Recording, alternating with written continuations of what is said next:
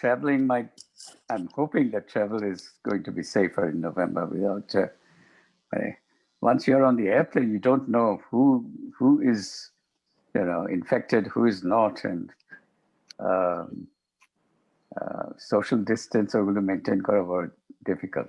Very difficult now. I went to London, ekdam peak, and it wasn't that bad because the air inside the cabin is anyway filtered. Like in your car, it's HEPA filter. So it's not that bad as long as I somehow managed to keep my face shield and my mask on throughout the flight. It was fine. I see. It was just fine. So but what worries me is everything's back to normal. That's what worries me. We are all becoming very, very complacent. So I'm not sure for how long we are going to be good. And I think there will be a second wave, as rightly pointed out by a lot of experts. So এখানেও আমেরিকাতেও বলছে second wave, তো first wave শেষ হয় না, এখন second wave এর কথা শুনছি। So I don't know what's going on. It's very difficult to understand what everybody is an expert on COVID these days. So we'll have to work it. Okay, Dr. Haq, with your permission, can we start the program? Please, you don't need my permission. Thank you. Assalamu সবাইকে। First of all, আমাদের আজকের যে প্রধান অতিথি ছিল Mr. Khalid Mahmood Choudhury, MP, Honorable State Minister, Minister of Shipping, Governor of Bangladesh.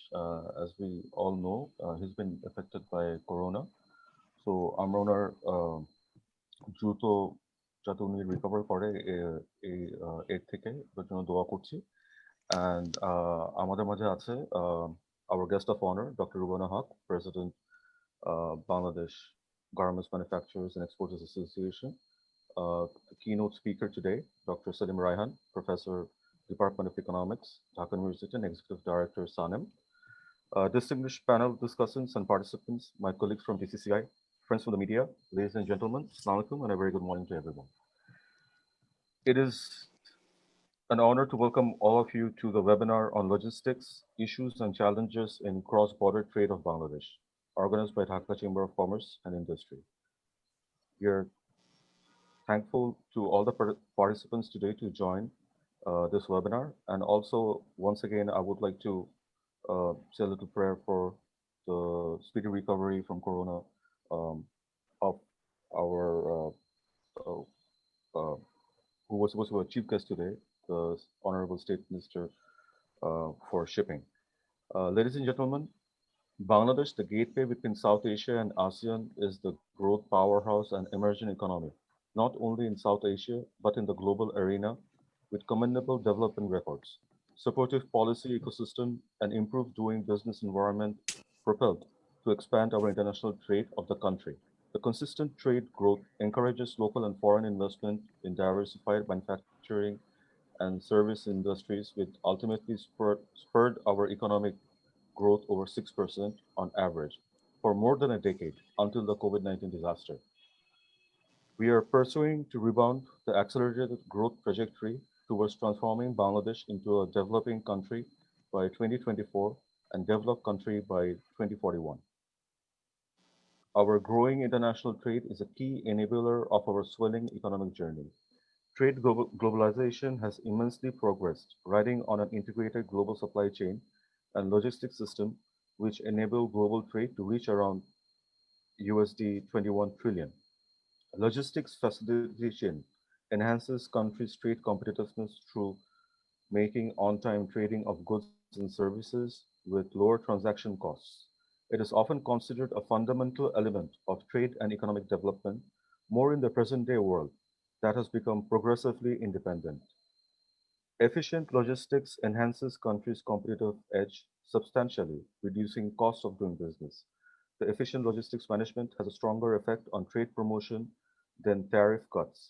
On the contrary, inefficient logistics can pose a significant barrier to trade, reduce desired export earnings, and other market opportunities. Distinguished guests, despite remarkable economic progress, incremental trade growth, and substantial public investment for infrastructure development, Bangladesh lags behind competing countries in terms of logistics infrastructure competitiveness. During COVID-19 crisis, challenge of inadequate logistics infrastructure increased manifold times and felt everywhere from ports to factories, warehouses, and delivery channel, resulting into 17% export fall in 2020, while global trade estimated 28% fall. The inadequate and conventional logistics situation also reflected in the global in the different global indices. For the region-wise logistics performance, South Asia stays behind Latin America, Caribbean nations, East and Central Asia, Middle East, and North Africa. According to the Logistics Performance Index 2018, Bangladesh ranks 100. Bangladesh also ranked 105 in the Global Competitiveness Index, well behind other Asian countries, performing poorly on transport and logistics network. In World Bank's Ease of Doing Business 2020, Bangladesh positions 176 out of 190 countries in trading across broader criteria. According to the World Bank study, logistics costs in Bangladesh are high in most sectors, while inventory carrying costs represent a significant share of logistics cost. Transport represents the largest share of direct logistics cost, and road transport is a dominant transport mode. Road transport costs in Bangladesh are higher than many developing and developed countries. Ladies and gentlemen, as part of international trading system, Bangladesh has been focusing on aspects of continuous trade facilitation. Various policies and reforms adopted in trade liberalization context and automation of customs procedure so far. However, Bangladesh still faces significant challenges in terms of matching the standards and other trade facilitation measures set by trading partners. Dhaka Chamber of Commerce and Industry recently did a study to analyze the impact on international trade due to COVID-19 and found that 42% of the businesses need over 15 days to deliver shipment from factory grade during export through seaport. 62% businesses need more than 15 days while importing goods through the seaport. Study also identified container congestion, port demurrage charges, delayed customs clearance process, lack of port infrastructure, hinterland connectivity, and high shipping as key bottlenecks to business, which also increase cost of doing business. Shipment of clearance of goods takes 35 to 50% more time due to slow, expensive inland transportation, cumbersome customs and border management processes, inadequate consolidation of terminals, inland clearance depots, trade corridor, and lack of coordination trade uh, uh, among related agencies along the border. Congestion and delays are common problems across the national logistics system, from roads to seaports and land ports. According to World Bank, if there were no congestion on roads, logistics costs would have been at least 7 to 35% lower. Since over 90% of foreign trade is maritime trade, our logistics system is conventionally port-oriented. However, Bangladesh needs to extensively focus on development of inland water transportation, navigability of inland water route, and shipbuilding to ensure better maritime connectivity as backward linkage of efficient port infrastructure and logistics efficiency. This improvement will help Bangladesh to elevate our position in the different global indexes as well as trade competitiveness of the country. Since Bangladesh is at the critical juncture of inclusive trade and economic development momentum, the demand for a bespoke logistics facility is mounting. Additionally, the trend of transformation of SME into diversified businesses require logistics competence to help strengthen our trade landscape.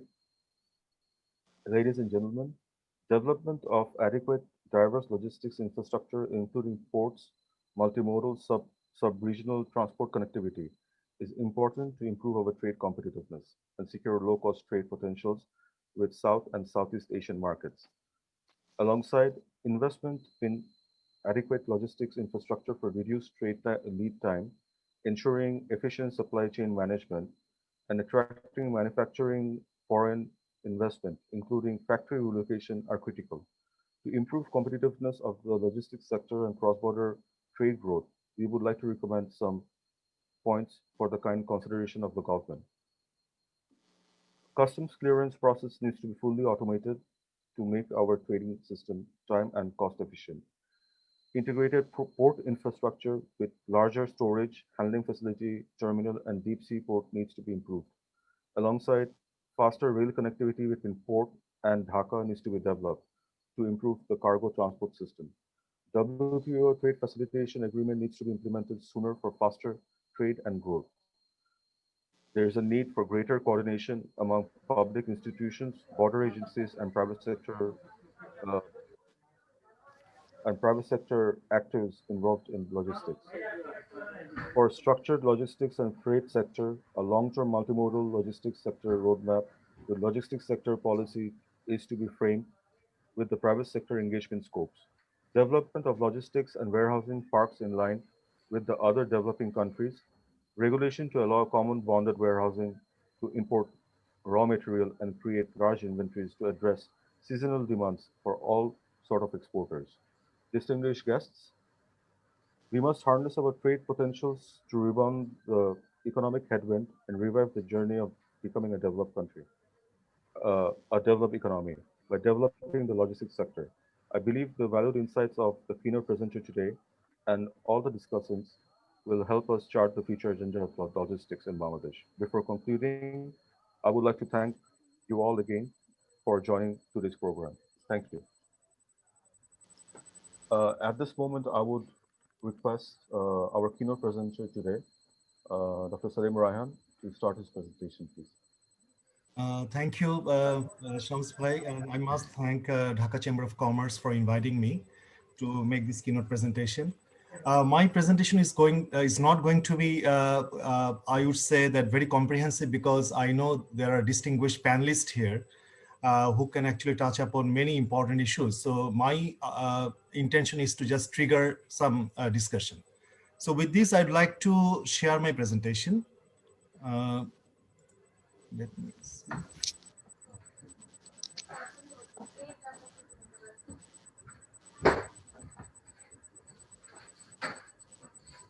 So I hope you can see my presentation now. Okay, so as the title of the program is Logistics, Issues and Challenges in Cross-Border Trade of Bangladesh. So I just start with this quote. What I say here, in a world of intense competition, the absolute improvement in trade logistics is critical, but what really matters is the relative improvement in trade logistics. So I think the quote explains itself, what actually it tries to say, that definitely we can have improvement in absolute term, but since we are competing with other countries, we need to see in relative term what has been our improvement.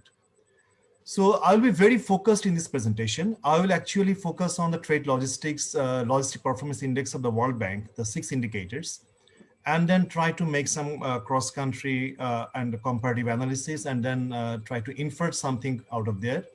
And then at the end, towards the end of the presentation, I'll try to suggest something which probably would be helpful for the discussion today.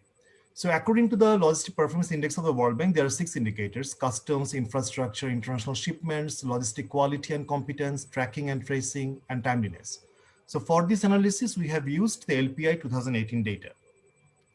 Now, if we look at the overall LPI, here in this slide, I have provided the information for South Asia and Southeast Asian countries.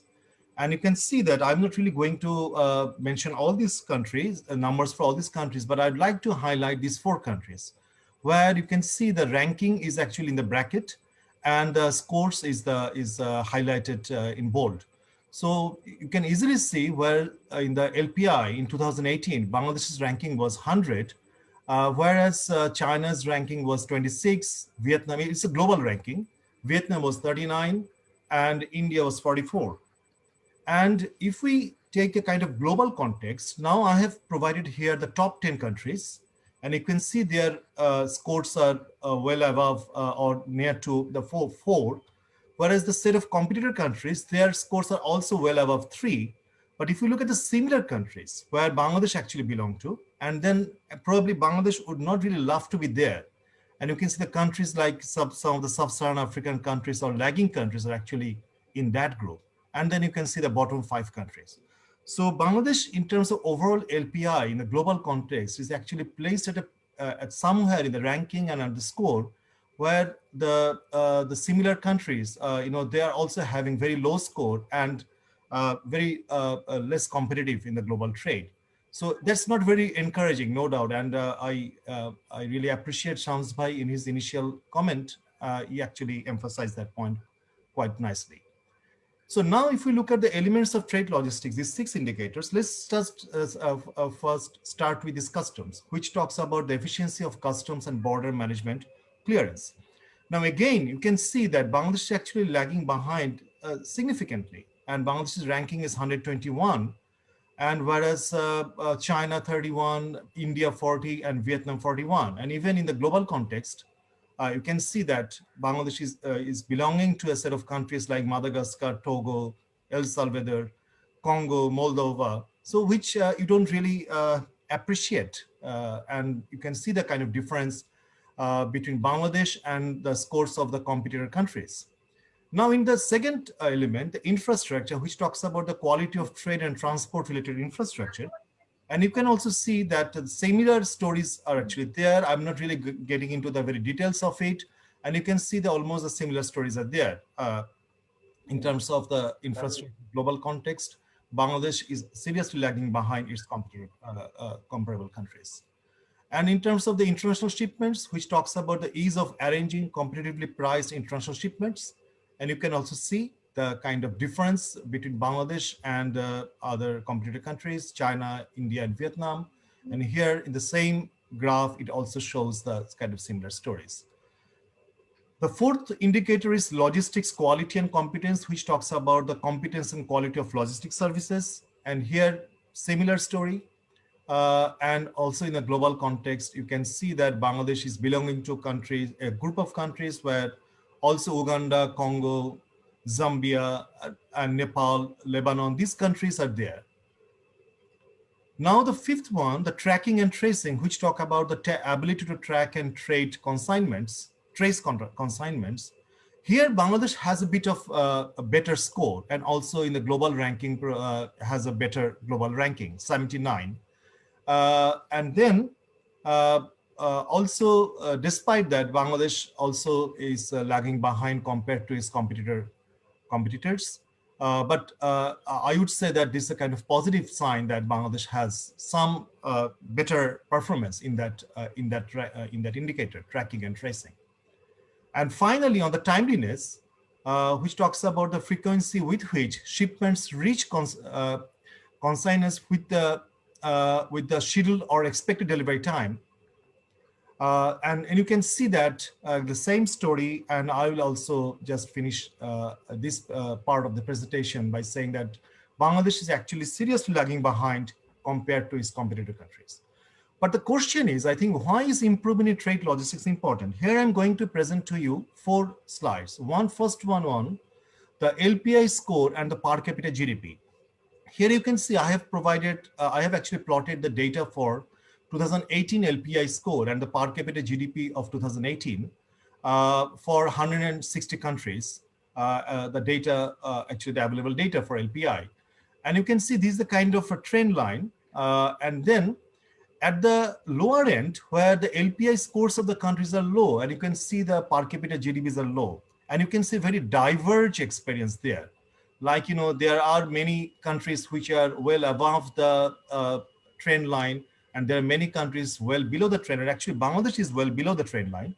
But as you actually move on to the higher LPI score, you can see a very nice convergence. That means countries which have been able to actually improve their LPI score, they are also at the higher, with having higher per capita GDP. So that suggests that Bangladesh being placed at the very lower end of LPI and the lower end of per capita GDP, it needs to improve its trade logistics. Otherwise, it will be extremely difficult for Bangladesh to get into the middle income, upper middle income country or higher income country. Here you can see that here I have provided the data. I have plotted the LPS score with the export concentration index. The question is whether if you have a low or poor quality of logistics, trade logistics, whether it hurts your export diversification. And obviously, because this export concentration index, I have actually got this data from the UNCTAD export concentration index. And here you can see the countries with higher LPI score, they have lower export concentration. And Bangladesh is actually above the trend line. That means Bangladesh actually is having and more than average export concentration, high export concentration. And you can also see the countries with a higher LPS score, they converge to a low export concentration. That means export diversification also requires your significant improvement in logistic performance. Here also I have provided LPI score, the plot against the export per capita. I'm not putting this export GDP ratio here, just calculated the export per capita. Here you can see that Bangladesh also having lower LPI score and low export per capita. And many countries you can see that actually they are having, and I did not indicate here the Vietnam and other competitor countries, they are having high LPI score and high export per capita. That means if you really want to increase even your export quite significantly and in per capita term, the LPI improvement in trade logistics is extremely important. And very finally here, at this moment, I have plotted LPI score against the FDI GDP ratio. Here you can see very nice graph where at the beginning where the countries with the low FDI GDP ratio, and they are also having low LPI score, but you can see actually the graph tends to become negative, downward sloping as you move on. That means the countries with high LPI score, they are actually the more of the, not the inward FDI is important. They are actually the outward, for them, the outward FDI is more important. That means they are the supplier of FDI. That's why you are seeing a downward sloping curve at a higher FDI LPI score. But Bangladesh is placed at a place where you have very low LPI, at the same time, very low FDI GDP ratio. That means even if you want to attract foreign direct investment, there is no other way but to, you have to improve your logistic performance. Now, this is the kind of more of a kind of snapshot so far what I have shown you. But here I am to show you the kind of Bangladesh's progress in LPI, Logistic Performance Index, between 2007 and 2018 in a comparative perspective. Here I have provided data for a few countries, but I just want to highlight a few countries where Bangladesh, the China, Thailand, Vietnam, Malaysia, India, and Indonesia. And you can see this is the overall LPI between 2007 and 2008. If you look at the graph for Bangladesh, it's a kind of flat. That means there has not been very significant improvement of Bangladesh. So if you see Bangladesh's overall growth, it is 4.26%. But look at Vietnam's growth during this time. It is more than 13%, and China more than 8%. And despite the fact that Bangladesh was actually in 2007, the LPI score was the lowest among this country group. But even with this lowest LPI score among in this country group, Bangladesh's improvement in overall LPI between 2007 to 2008 has been not that significant. You can see that line is kind of very close to be a flat line. Now, similar thing I have actually calculated for the customs in terms of the customs.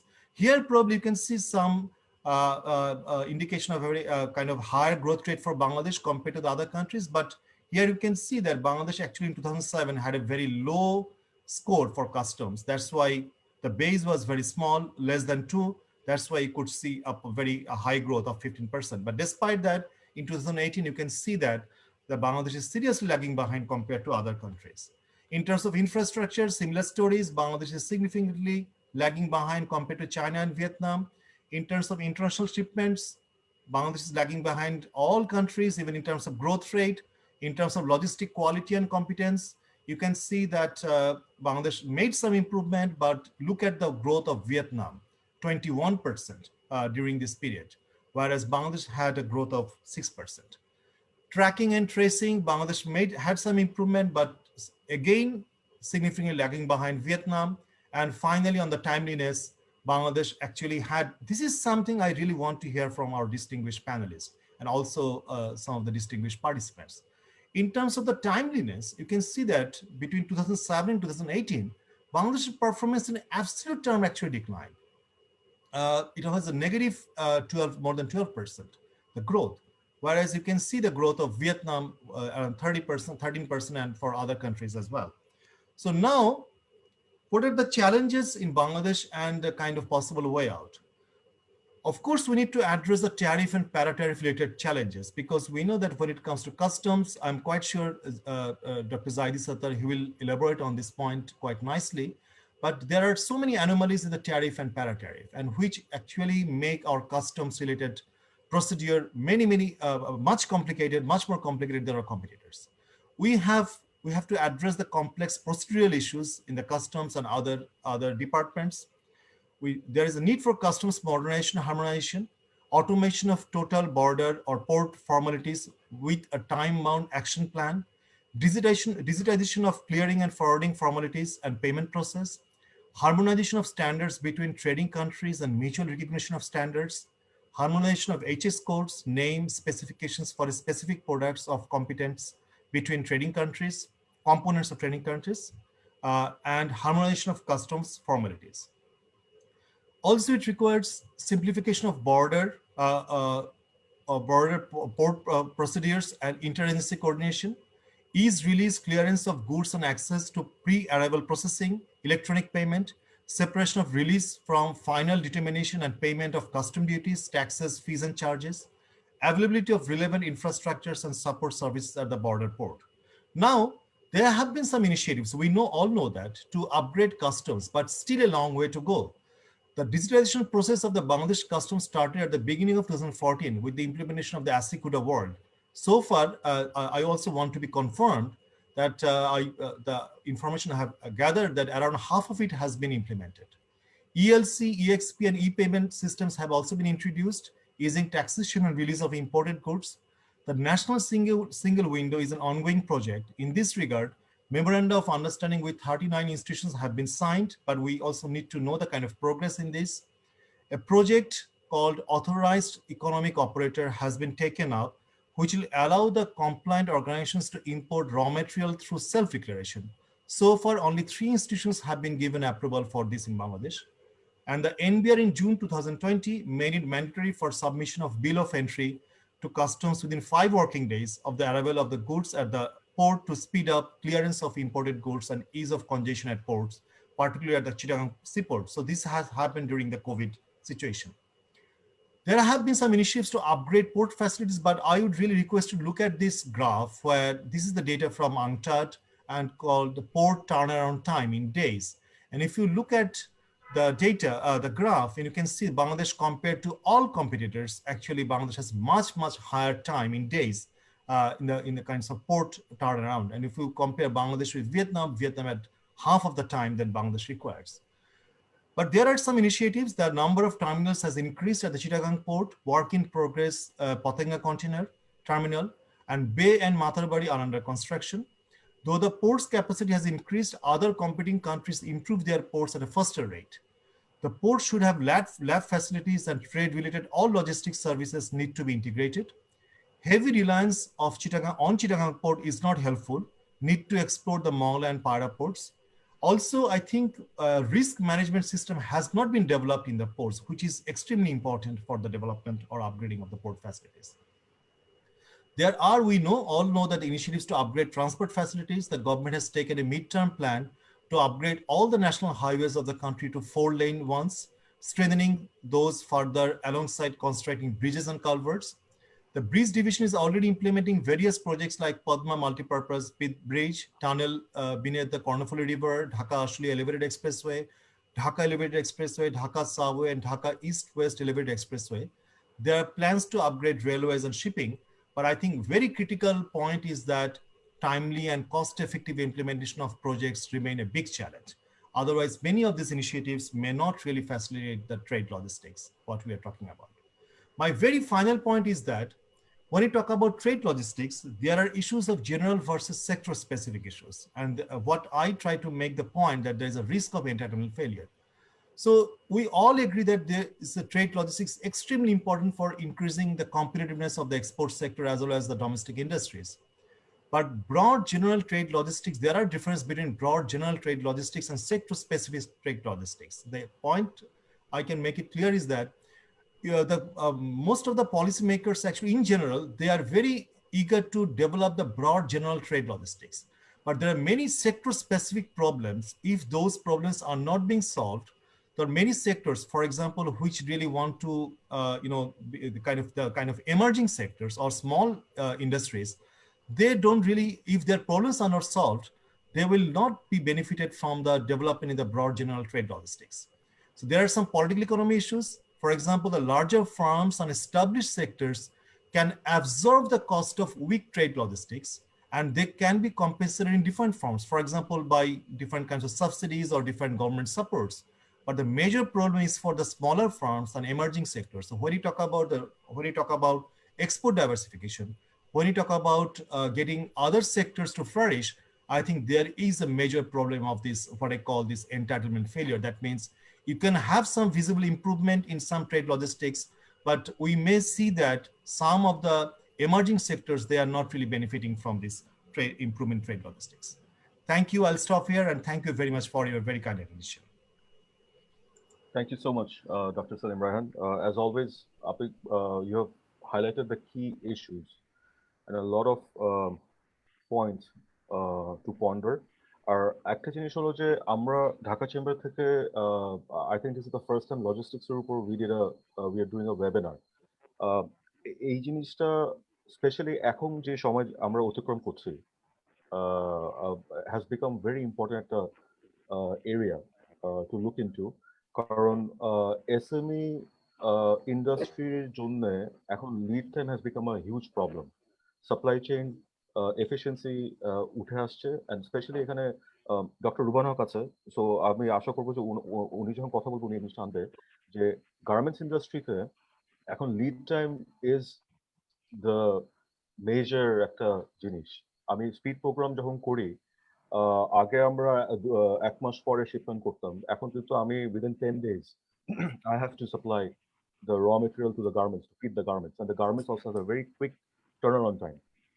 So এই বর্তমান পরিস্থিতিতে this is an issue, and আমরা আরেকটা জিনিস যেটা আছে যে যেটা আশঙ্কা করছি যে ধরেন যে সেকেন্ড ওয়েভ আসে তখন আমার পোর্ট অপারেশনসে কি হবে, কারণ লজিস্টিক্সে we need some protocols also, তো লং টার্ম প্রোটোকল। যদি এরকম সিচুয়েশন সামনের আমরা যেটা মার্চ মাসে যেটা দেখেছিলাম, মার্চ এপ্রিলে যেটা দেখেছিলাম, যেটা অনেকজনই আশঙ্কা করছে যে কোভিড মাইট স্পাইক, যদি ওটা বেড়ে যায় তখন কি হবে? তখন কি আমরা আবার পোর্ট বন্ধ করে দিব? আমাদের যে ট্রানজিটে গুডস ছিল অথবা ইয়ে ছিল, কোন প্রোটোকল ডেভেলপ করছি নাকি?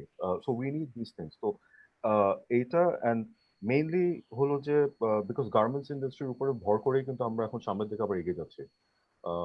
So it is a very important issue I think. And so এই পর্যায়ে আমি barrister Samir Sattar, advocate, Supreme Court of Bangladesh, সামিরকে অনুরোধ করবো। Samir actually is engaged in a lot of international business with a lot of international business companies যারা বাংলাদেশে operate করছে অথবা চাচ্ছে বাংলাদেশে আসতে। So Samir, based on a professional day-to-day business, what are the problems you see on logistics, especially when it comes to logistics issue in Bangladesh? Thank you, Mr. President.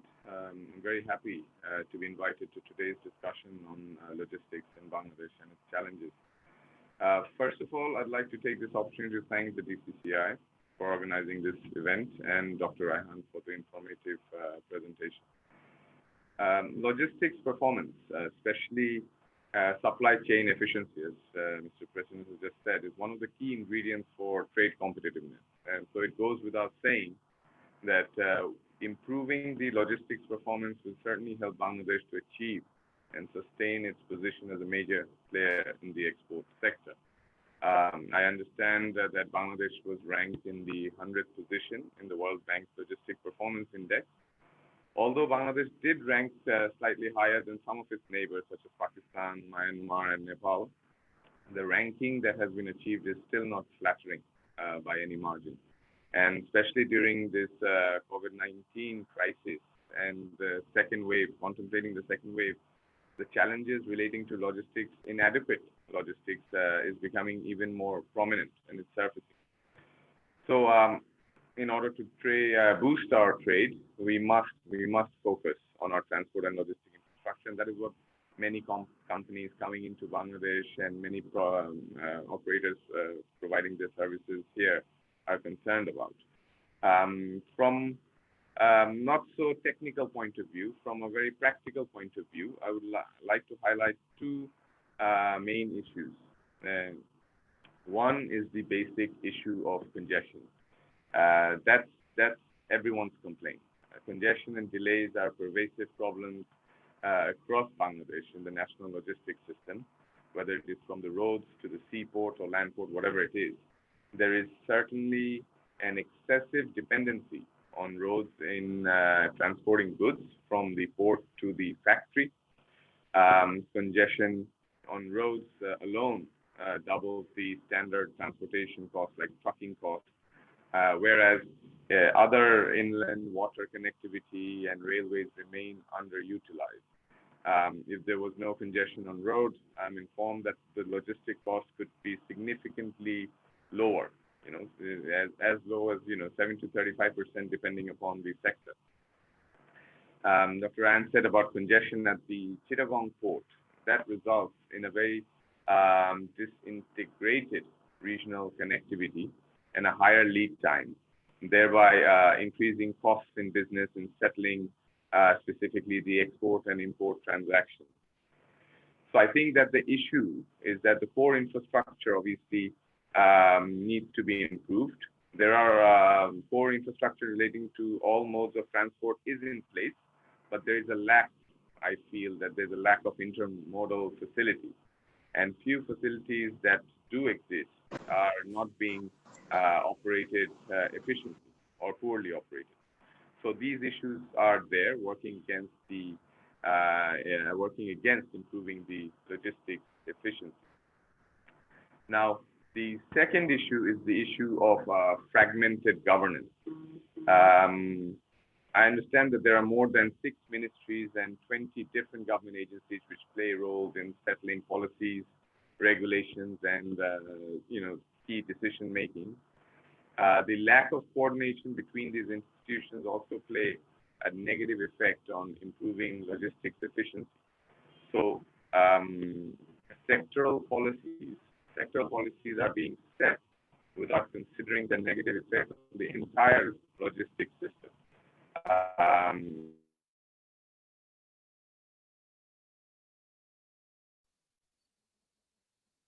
And feeding empty containers as bonded goods. So these overall policy making has to be interrelated with all the different government agencies, so that it is not like, it does not hamper any part of the logistical chain. And I also noted that there were logistics sector that suffers from outdated policies and regulations. I know that we're trying to implement new regulations and policies in place, and it's always changing. But much of the legislation and regulations that govern the transport and logistics services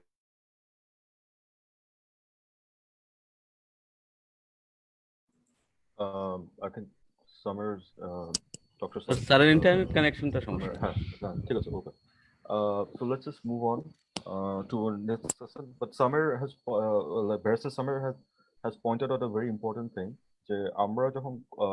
Whenever businessmen, especially when we talk, we pull আমরা সবসময় চিটাং পোর্টের উপর সব দোষগুলো দিই যে ওনারা efficiently handle করতে পারছে না, ওখানে কনজেশন হচ্ছে।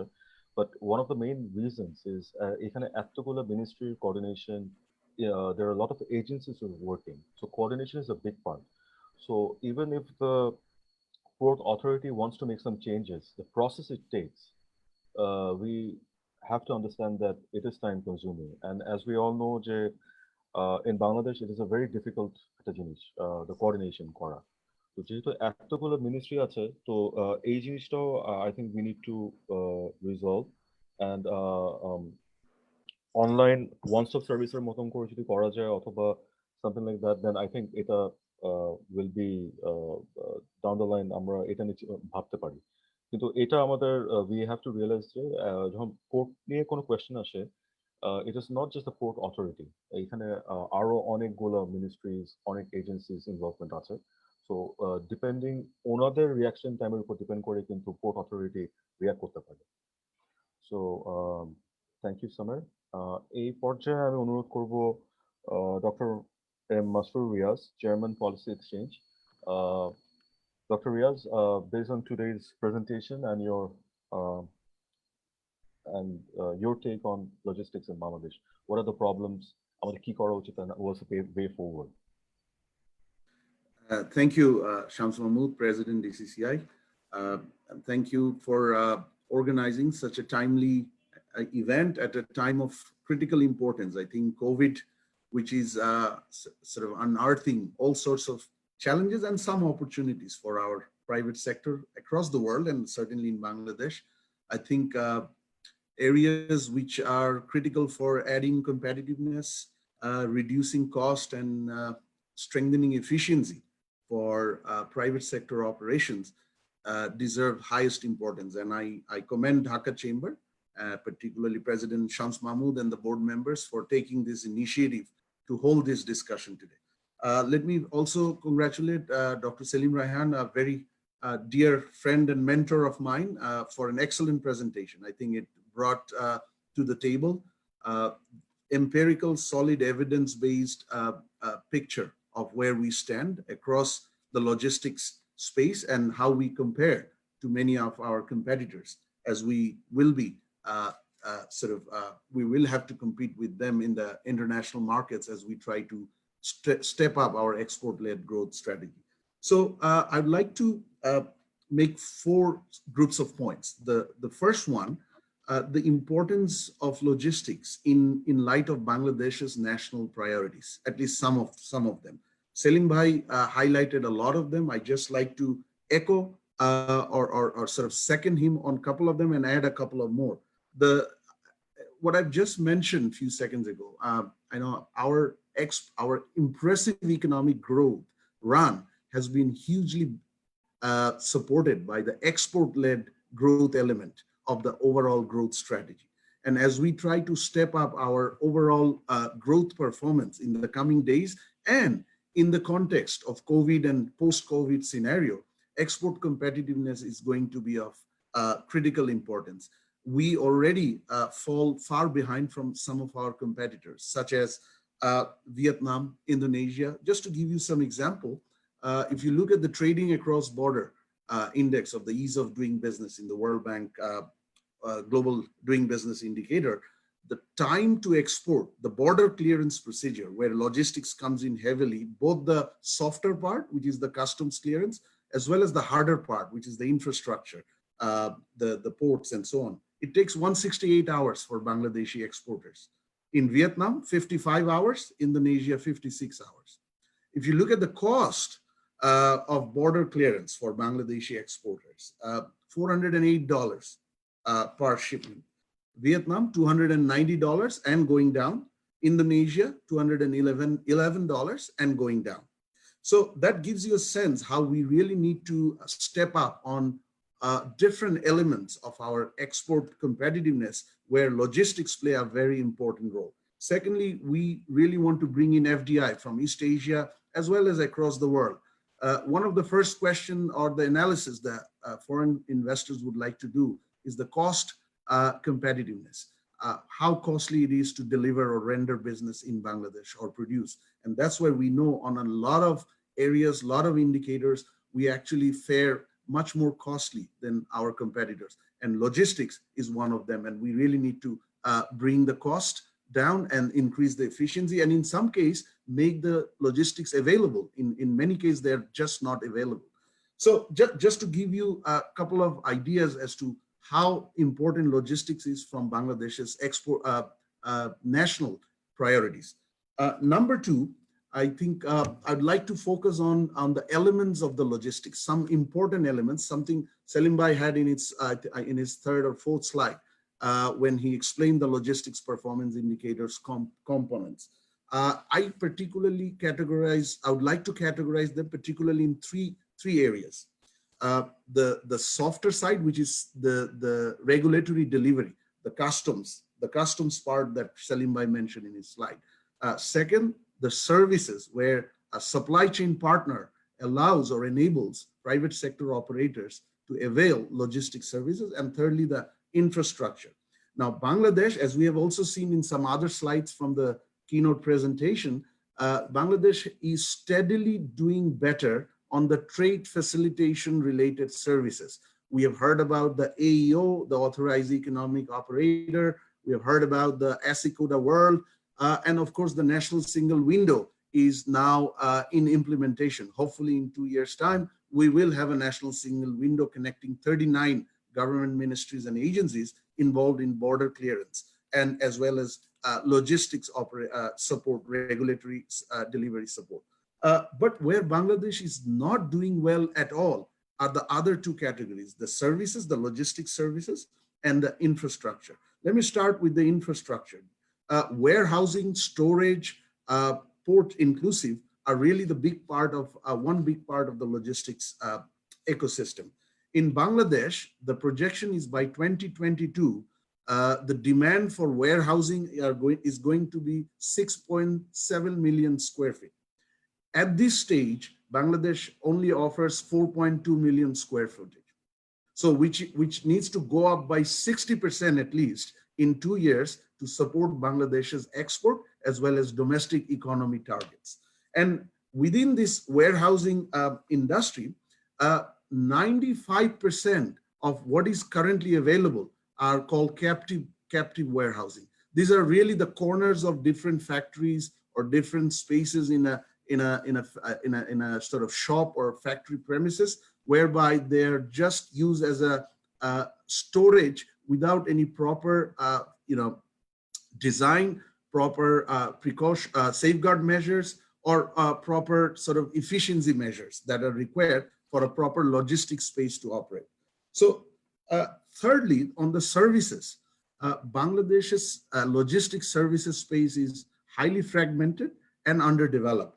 Whatever we have at this stage it is basically primary operator or primary industry driven logistics services. For example, ready-made garment industries or exporters primarily managing their own shipments, for example, with the support of some trucking agencies. But what our competing countries have, and certainly the developed countries have, is what is called third-party logistics providers, who are dedicated holistic logistics providers to whom private sector can outsource their shipping, their transportation, their storages, and so on. But unfortunately, we do not have it. So Bangladesh, my second point, Bangladesh is doing slowly though, but doing better increasingly on the service delivery side, the regulatory service delivery, customs, but Bangladesh is not doing good at all on the infrastructure and the supply chain part of the logistics ecosystem development. Thirdly, what are the challenges? Very quickly, the absence, Bangladesh does not have any logistics specific policy.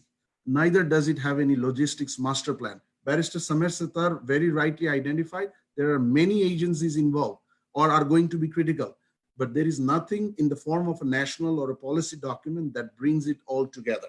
Secondly, there are the land issues, both the land zoning as well as the ceiling on land holding within the special economic zones and industrial parks, where the SEZ regime, I think, caps it at 33 acres, but to develop logistics parks, you're going to need a lot more than 33 acres. So that is a big problem. Third, the absence of, as I mentioned, absence of reliable supply chain partners in the form of third-party logistics providers and so on. So finally, my four areas I feel are going to be important is bringing out a policy and regulatory guideline, providing clarity on structures and operations, minimum threshold for built up and common areas for logistics, connectivity to other parts of the logistics such as transports and so on, and investments through incentives. Secondly, policy for setting up logistics park is highly critical at this stage, as well as provisions within the SEZ regimes.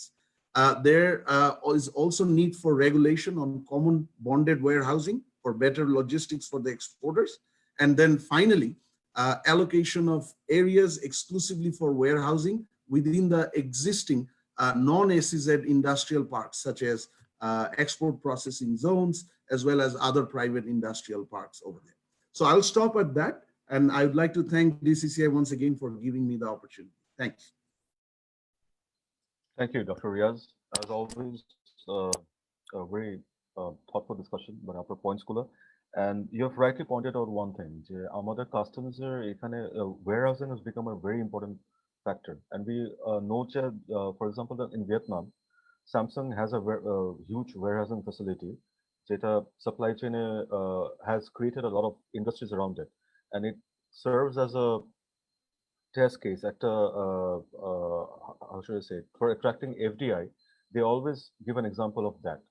So which is an enabler. So Amra jehetu, but Bangladesh is also trying to attract FDI. These warehousing facilities, এই জিনিসগুলো আমাদের দেখতে লাগবে, এমবেডের সাথে specially ইস্যুগুলো। যেমন for example আমি জানি যে যেমন EPZ itself is a bonded warehouse. The structure of the EPZ it is a bonded warehouse. But unfortunately, recently, last 1 year, we have noticed যে EPZ এ যখন আমি air shipment করে কোনো spare parts নিয়ে আসি, আমার কিন্তু বাইরে ট্যাক্স পে করে রিলিজ করতে লাগে গুডসগুলো। So it does not justify why at a bonded warehouse you have to pay tax and then release the goods. So এই টাইপের জিনিসগুলো we actually need to address these problems. কারণ যখনই foreign investor যখন আসে, they first talk to the business people of Bangladesh. And যখন আমরা logistics নিয়ে এসব কথাগুলো বলি, কারণ we have to tell them what the actual scenario is, it acts as a detriment. So logistics, আমরা সবসময় as a second thought, we always mention about this, but it is a very critical integral part of both attracting FDI and the local existing businesses, their survival and everything depends on this. Thank you, Dr. Riaz. এই পর্যায়ে আমি অনুরোধ করব doctor Zahid Sattar, Chairman, Policy Research Institute, PRI. Sir, your thoughts about today's presentation and today's program.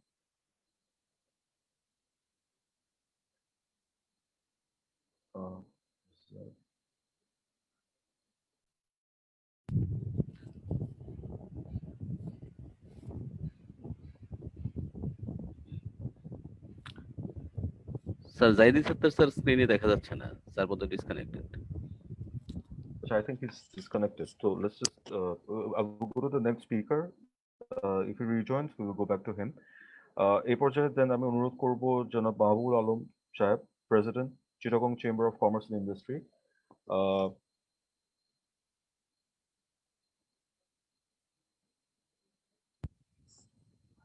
Mahbub sir আছেন? মাহবুব sir শুনতে পাচ্ছেন?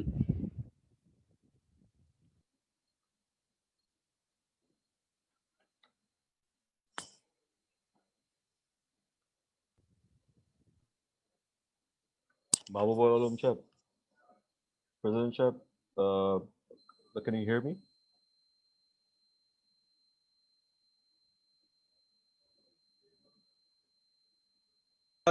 Just a minute. Shams, Mr. President, are you hearing me? হ্যাঁ জি জি, আপনাকে শুনতে পাচ্ছি। জি, শুনতে পাচ্ছেন না? Thank you, Mr. President, to organize such a wonderful topics today. Logistics issues and challenges cross-border trade of Bangladesh. Thank you again to Ms. Constant and the President of BGMA to organize such a wonderful program. Actually, I want to talk everything with Bengali and English because we are all Bangladeshi here. None is here. আপনি বাংলা বলেন, কোনো অসুবিধা নেই। বাংলা বললে it's easier for everyone. আমার জন্য easy. No problem. But আমি যে জিনিসটার উপর জোর দিতে চাই সেটা হচ্ছে সেলিম রহমান সাহেব যেভাবে ওনার কিনোটটা অ্যাড্রেস করেছেন, I think this is very important and খুব all the side উনি কভার করেছেন। আমি যে জিনিসটার প্রতি বেশি জোর দেব সেটা হচ্ছে interministerial যে কোঅর্ডিনেশন, এটা interministerial coordination is very important. আমাদের এখানে দেখেন shipping, commerce ministry, finance ministry, that is NBR and industry ministry.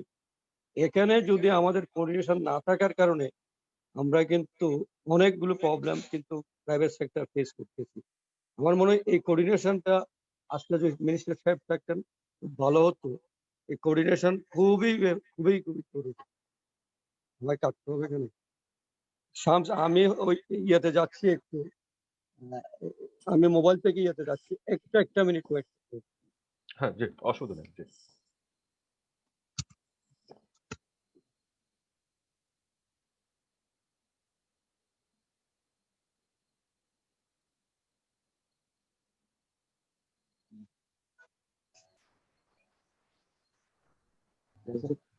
Okay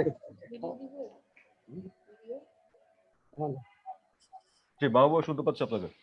okay okay, thank you president. আমরা যে জিনিসটা নিয়ে খুবই শঙ্কিত হচ্ছি, চিটাগং পোর্ট। চিটাগং পোর্ট অবশ্যই আগের চাইতে তার সক্ষমতা ডেভেলপ করেছে, এটা সত্যি কথা। ওয়ার্ল্ড র্যাঙ্কিং এ তারা লয়াল লিস্টে 6 ধাপ কমেছে। আমরা আশা করি যে আরো উইদিন 10 ইয়ার্স এটা 1 to 10 এর মধ্যে চলে আসবে। বাট চিটাগং পোর্টের যে লজিস্টিক সাপোর্ট সেটা কিন্তু এখন অনেক কম। যেমন বাংলাদেশের এই যে কানেক্টিভিটির কথা যেটা বলতেছে মশরুর ভাই, যে আমাদের ঢাকা চট্টগ্রাম রোডটা যদি এখনো 4 লাইন, এটাকে যদি 8 লাইন না করি, 8 লাইন না হয়, তাহলে কানেক্টিভিটি কিভাবে হবে? এবং যদি আমরা রেলওয়ে কানেক্টিভিটিটা, যদি আমি বারবার একটা কথা বলি সব জায়গায়, রেলওয়ে কন্টেনার সার্ভিস, এই রেলওয়ে কন্টেনার সার্ভিসটা যদি আমরা ডেভেলপ করতে না পারি, তাহলে আমাদের মাল গুডস মুভমেন্ট কিন্তু উইদিন বাংলাদেশও হচ্ছে না, বাইরের সাথে তো বাদে দেন। এবং আরেকটা জিনিস যেটা ওয়াটার কানেক্টিভিটি, এখন ওয়াটার কানেক্টিভিটি হচ্ছে আমাদের একমাত্র খুব কম খরচ এবং সবচেয়ে ভালো হচ্ছে। আমি যে জিনিসটার উপর এখন জোর দেবো সেটা হচ্ছে চিটাগং পোর্টকে যদি আরো ডেভেলপ করতে হয়, যদি চিটাগং পোর্টটা আরো সক্ষমতা বাড়াতে হয়, তাহলে 3টে জায়গায় আপনাকে ইয়ে করতে হবে। নাম্বার 1, বে টার্মিনাল। চিটাগং পোর্টের অল্টারনেট যদি করতে হয়, তাহলে বে টার্মিনালের কোনো বিকল্প নেই। বে টার্মিনাল যদি করা যায়, পিসিটি হচ্ছে, but PCT is very small, PCT is very small. এইটাকে দিয়ে আপনি আপনার কাঙ্ক্ষিত লক্ষ্যটা পারবেন না। যদি বে টার্মিনালটা করা যায়, তাহলে এখানে কিন্তু 10 লক্ষ কন্টেনার আপনাকে ইয়ে করতে পারবেন। কাজে আমাদের বক্তব্য হচ্ছে বে টার্মিনাল অতি দ্রুত এবং short time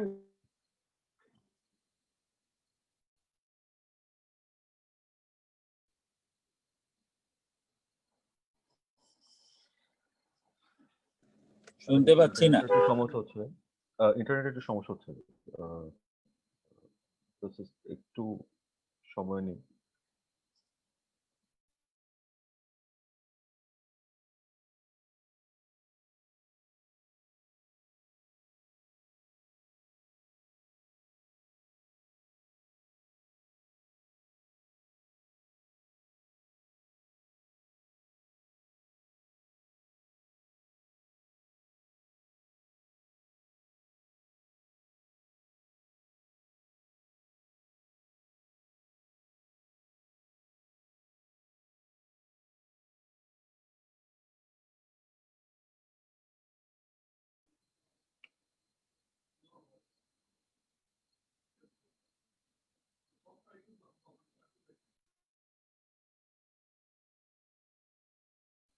Just wait for 1 minute. After minute time there. Let's move on.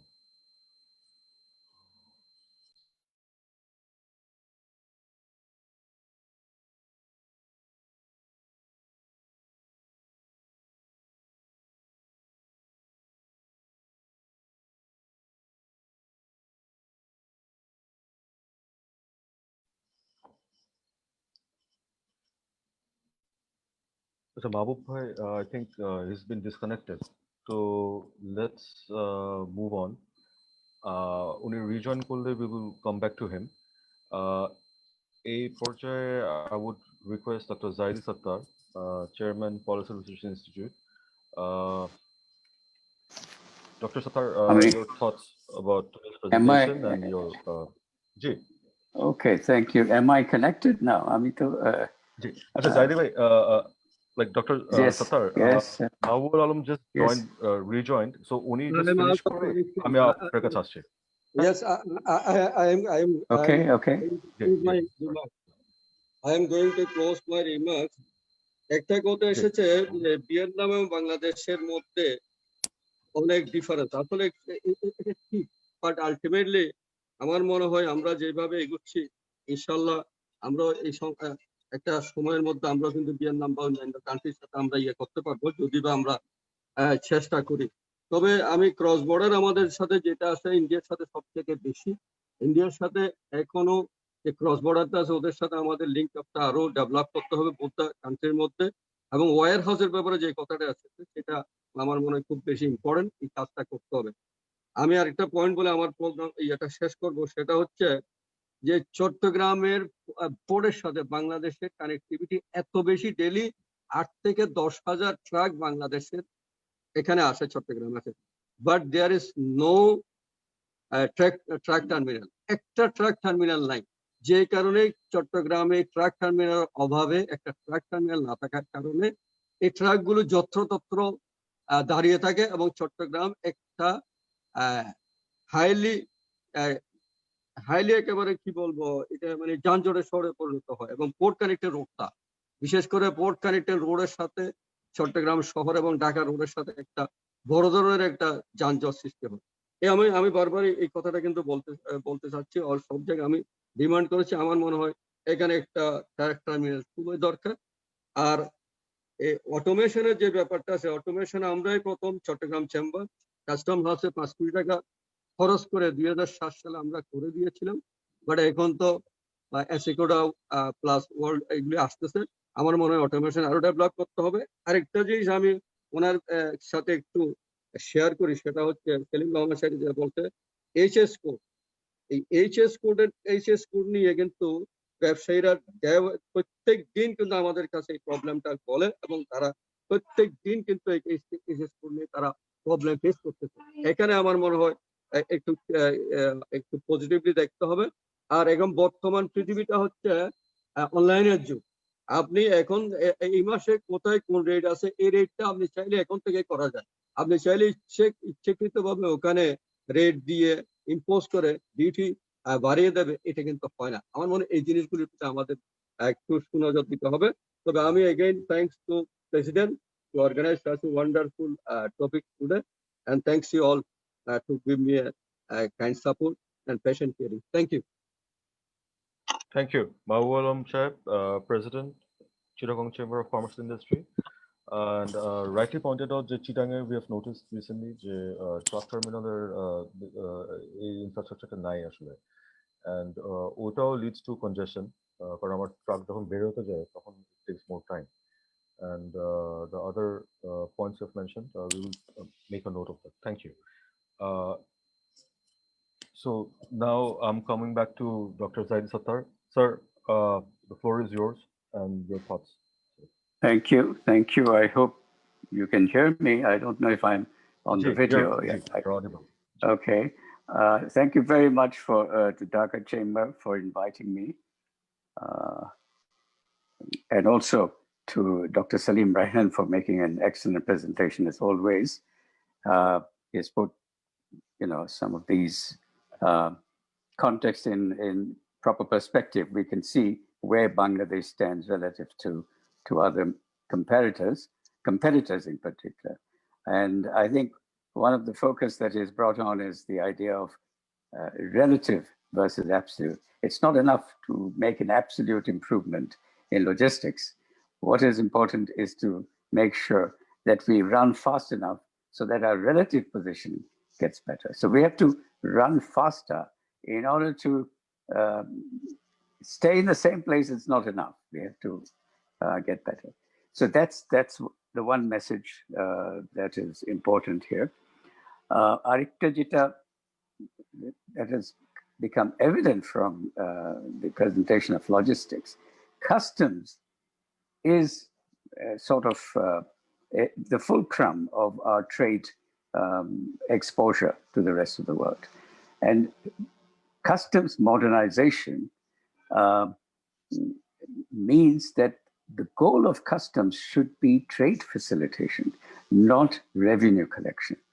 This is one important goal that a modern customs should be taking on board. And this is the message that we have to give to the government, because as long as trade taxes are still significant, it's more than 30% of NBR tax revenue. As long as trade taxes continue to be significant part of revenues, customs administration will continue to be a sort of barrier. No matter how much investment we make on improving customs logistics, how much modernization we do, it will still remain an impediment to trade and particularly to export performance, because export competitiveness is a relative concept. How competitive we are relative to the others, that is what matters. And customs administration really needs to become a trade facilitation institution rather than a collector of taxes. We have to shift from trade taxes to domestic taxes, VAT, income tax, corporate tax, etc. So that's one message. The second point, and it's past 11 p.m. in California, so I have to be very precise. I want to bring out some unorthodox ideas here. And my statement here is the following. Yes, improving logistics at the border and behind the border. Duita logistics infrastructure, duta part ache, bishesh kore when you talk of trade. At the border, where we have customs infrastructure, port infrastructure, and the customs processes. Behind the border ache regulatory requirements, financial services, and many more. এই দুটো জায়গায় কিন্তু logistics performance আমাদের improve করতে হবে. However, I would like to add, let's look at our exports. We have two types of exports. One is the ready-made garments, which is now 85% of our export, and the other is the 15%. Okay. Now, logistics performance যদি আমরা improve করি, yes, productivity, there'll be trade costs will be lower, competitiveness will improve, productivity will improve. Ready-made garments will do much better with better logistics performance. But that is not guaranteed for non-ready-made garments. For non-ready-made garments exports, logistics infrastructure is a necessary condition for good performance, but not a sufficient condition. কেন? আমাদের internal policy যেগুলো Dr. Raihan একবার বলছিলেন যে এখানে he talks in terms of the entitlement failure for small and medium enterprises. It's not that is a point there, that is definitely there. But what we have is another relative issue, incentive system, the relative incentive for exports versus domestic sales. এখানে আমাদের ধারণা আছে যে we're giving so much of subsidy, concessional loan, all kinds of supports to export. These are what we call in absolute terms, yes, অনেক export support পাচ্ছে. But relative to domestic sales, relative to production for the domestic market, where you have so high tariff and para-tariff protection, it's no match. You're getting 113% tariff protection for biscuits, for plastics industries, for leather products, and everything else that we produce, mostly consumer goods. A level of support, which is an indirect subsidy to the production for domestic sales. This indirect subsidy is far greater than all the cash subsidy and support that you give to exports. So ekhane relative incentive rather than absolute incentives matter. Relative incentives are right now much lower in the export sector. Ready-made garment, it doesn't matter. But when it comes to non-ready-made garments, the situation is that the incentive to export for them is very, very little, I tell you. So all the improvement that you do in logistics might not really give us the export diversification that we are looking for. We have looked at the non-garment exports that we have had. At fiscal year 2018, we had 1,400 non-garment export items, like ready-made garment, it showed 250. Of the 1,400 non-garment exports, 290 we exported more than $1 million. More than $1 million. Baki 1100, they were less than $1 million. Age 290, $1 million beshi export non-ready-made garments at the 6-digit age level. Egulur 40%, what we did was we compared with the other countries that export to the same destinations. What we took was an index called revealed comparative advantage. And we used normalized revealed comparative advantage to compare how good Bangladesh was in terms of the other countries that exported to the same markets. And ekhane, we found 40% of those 290 products, we are already competitive. We are in the top 10. No matter a kharap logistics neo amra, jodi a non-garment sector, choto exporter, ওই যে সেলিম রায়হান যেটা বলেছিল, যদি আমরা competitive হতে পারি, তাহলে আরো যে আপনার 1100 প্রোডাক্ট রয়েছে, এখানেও প্রচুর পটেনশিয়াল আছে। এবং আমরা দেখেছি প্রত্যেক বছরে রাফলি 100 new products enter the export basket. এগুলিকে আমরা বলি ডিসকভারি, কিন্তু ডিসকভারির সাথে সাথে আবার ডেথ অনেক বেশি হয়ে যায়। রাফলি 80% of these new products, they die away. They're not sustained. 2020-তে যেসব নতুন প্রোডাক্ট যেগুলো বেরিয়েছিল 2010 সালে, আমরা দেখেছি রাফলি 20%ও নাই। এগুলো ডেথ, ডিসকভারি যত বেশি হচ্ছে, ডেথও তত বেশি হচ্ছে। কেন হচ্ছে? Because the incentive to remain on the export market is lacking. And that is where I would urge the business community, chambers, to get together and come to an understanding that the relative incentive to export must be made higher than the incentive for production for domestic sales. Unless you do that, improving logistics will give you an advantage, yes, that ready-made garments will do fine and they will be better off. Non-garments, export diversification, guaranteed hobo, ensured hobo, that is not there. That is my humble submission to the business community and policymakers if they are listening. Thank you very much, and I appreciate this opportunity. Thank you so much, Dr. Zaidi Sattar. And I know it's really late at night, and we have special thank you to you for still joining us. My pleasure. It's always a pleasure to me. Thank you, sir. And we will, as I mentioned earlier, we will make a note of this. Our যেটা করেছি প্রত্যেক ওয়েবিনারের পরে we send a summary of all the discussion, all the points that came in. We'll create a file. We send it to the relevant ministries and also the PMO. So we will also do this. We have noted down all the points there. And as I mentioned, I think the most important thing you've pointed out is that the NBR should facilitate trade. How to make it easier, instead of, if there's a gray area, there should not be a gray area, it should be black or white. But gray area hole jeta amra dekhi je it always goes for black. A attitude jeta na thake, it should be there should be more of a enabling factor to promote trade and business. So thank you, Absolutely. sir. Yes. Very important point. We will do some further work on that.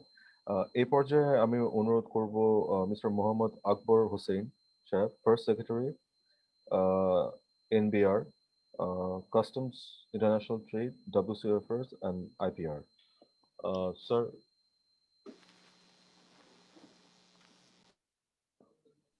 Mohammad Akbar Hossain Shah. Assalamu alaikum. Can you hear me? जी जी आप लोग शुद्ध बात जी sir follow hello हाँ जी सुनते पाচ্ছি thank you, Mr. President. I would like to thank especially the presenter today, Dr. Salim Rayhan, and thank you very much for excellent presentation indeed. And one thing in the beginning I would like to mention here, and so that Mr. Raihan can update his presentation, that is that Bangladesh Customs started automation since 1994, in fact, with the SI Kurda. And after that, we implemented SI Kurda Plus. And since 2014, we started SI Kurda World, that is web-based SI Kurda. And for his kind information, that we rolled out SI Kurda World across the world now. So, sorry, across the country now. So not half of our activities are covered with the SI Kurda. All of our customs activities are now under the SI Kurda World. Total assessment system is going to be automated, and it has already been automated by SI Kurda World. And what Mr. Zahidi Satta said, I fully agree with him that customs is not the main role of customs is not revenue earning or revenue collection at this moment. We are rather a trade facilitation organization, but you know that to protect our domestic industry, customs need to make some policy, and customs need to be very alert at the border.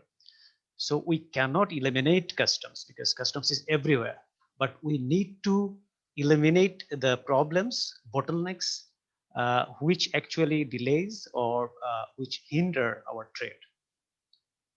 You know that Bangladesh signed TFA, Trade Facilitation Agreement. So after signing of Trade Facilitation Agreement, we have taken a lot of initiative for implementing the measures mentioned in TFA.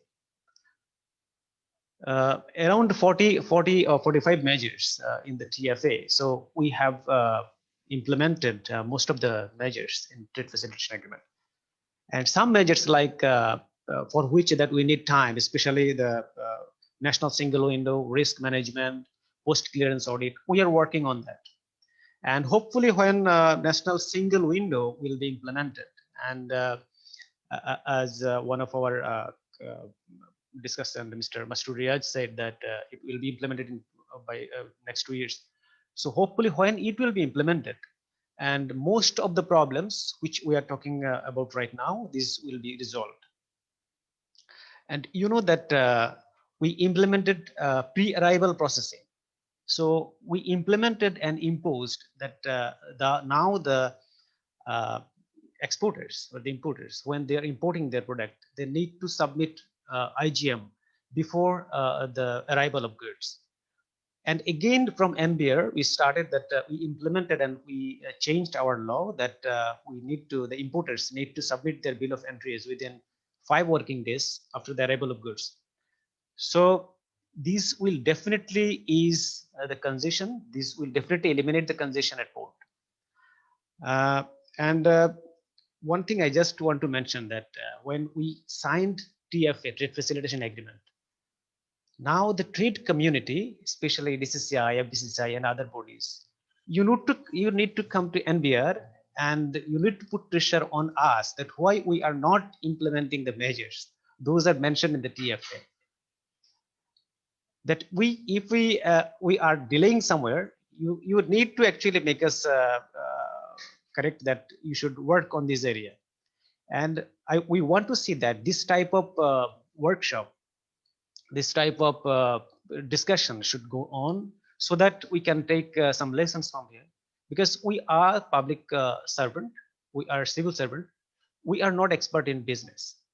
This is the trade bodies who has actually vast knowledge. You have the practical experiences, what is happening at the ground. So if you don't come to us with the proposal, then it is a really difficult job for us. One thing in the presentation, Mr. Raihan said that the harmonization in customs activities or HS code and somewhere. You may know, some of you may know that we started advanced ruling, that if you have any problem with HS code, so before importation of your product, you can come to us, you can come to NBR, and if you apply to NBR, as it is one of the requirements of Trade Facilitation Agreement. So if you come to NBR prior to arrival of your goods, then we will tell you what will be the real HS code of that product. So we have that facility right now. One thing, as some of our colleagues mentioned here, that is AEO. Only 3 organizations or 3 companies are now entitled to have AEO certificate. So as we said, that it is basically a pilot project. So we initially started giving 3 licenses to our 3 companies. So if other companies, if you come up, definitely we will give a license to them. And we are working on AEU again. And if you come up and help and assist us, that in which area we need to address, because 3 companies already working on AEU certificate. So if you come up and if you assist us, definitely we will consider that, and we will be enriched, and we will be able to make our AEU order more effective. And another thing that I need to actually inform you, that we are going to implement and we are going to make a compulsion for e-payment. That is one of the very important areas, because when the importers, they can directly deposit their money or revenue to government exchequer, they don't need to have any third parties, because now CNF agents or some other brokers who actually misguides the importers. So if you have this e-payment facilities, you can directly send your money to government exchequer, so you don't need to have any third parties. And we are going to make it compulsory from next January. So we are going to arrange a lot of workshops and seminars on and training programs on e-payment. And I would request Mr. President of DCCI, you can also arrange a workshop or training program on e-payment, and NVR will definitely assist you and help you to organize that type of workshop, so that your stakeholders can be well informed about it. You know that for trade facilitation, customs is, you cannot single out customs, because at border we must have a coordinated border management.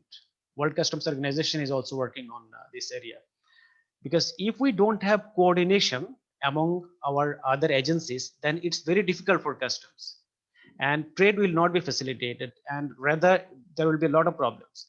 If we look at recent event in Lebanon, what we can see that there is a lack of coordination, lack of coordinated border management that created this havoc in Lebanon. So if we don't have coordination among the agencies, then it's very tough for one single agency.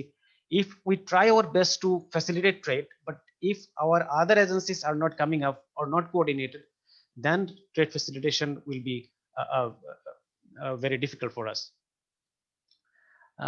Just before my conclusion, I would like to mention one thing. গত just last 2 years আমি Chittagong custom হাউসে আমি ওই চিটাগং এ posted ছিলাম। শুধু চিটাগং থেকে আপনার port থেকে চিটাগং এর যে কলিগ আছেন তারা ভালো জানেন, মাহবুব সাহেব আছেন, উনিও জানেন, মাহবুব ভাই।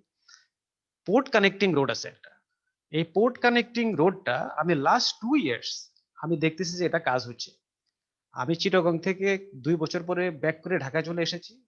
আমি কয়েকদিন আগে টিভিতে দেখলাম যে ওখানকার যে নতুন অ্যাক্টিং মেয়র সাহেব, উনি ওখানে গিয়ে দেখভাল করতেছেন।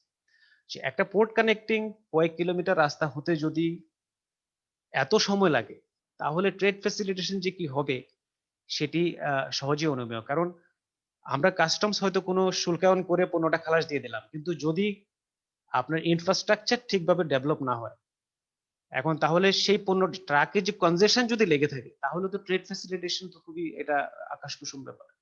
একটা 7-8 কিলোমিটারের রাস্তা তৈরি করতে যদি আমার 3 বছর সময় লেগে যায়, আমাদের কোঅর্ডিনেশনের যদি ঘাটতি থাকে, তাহলে trade facilitation in real sense it's really difficult. So thank you all for hearing me and for giving us this opportunity. Thank you. Thank you so much, Mr. Mohammad Akbar Hussain, Chef, First Secretary, NDR.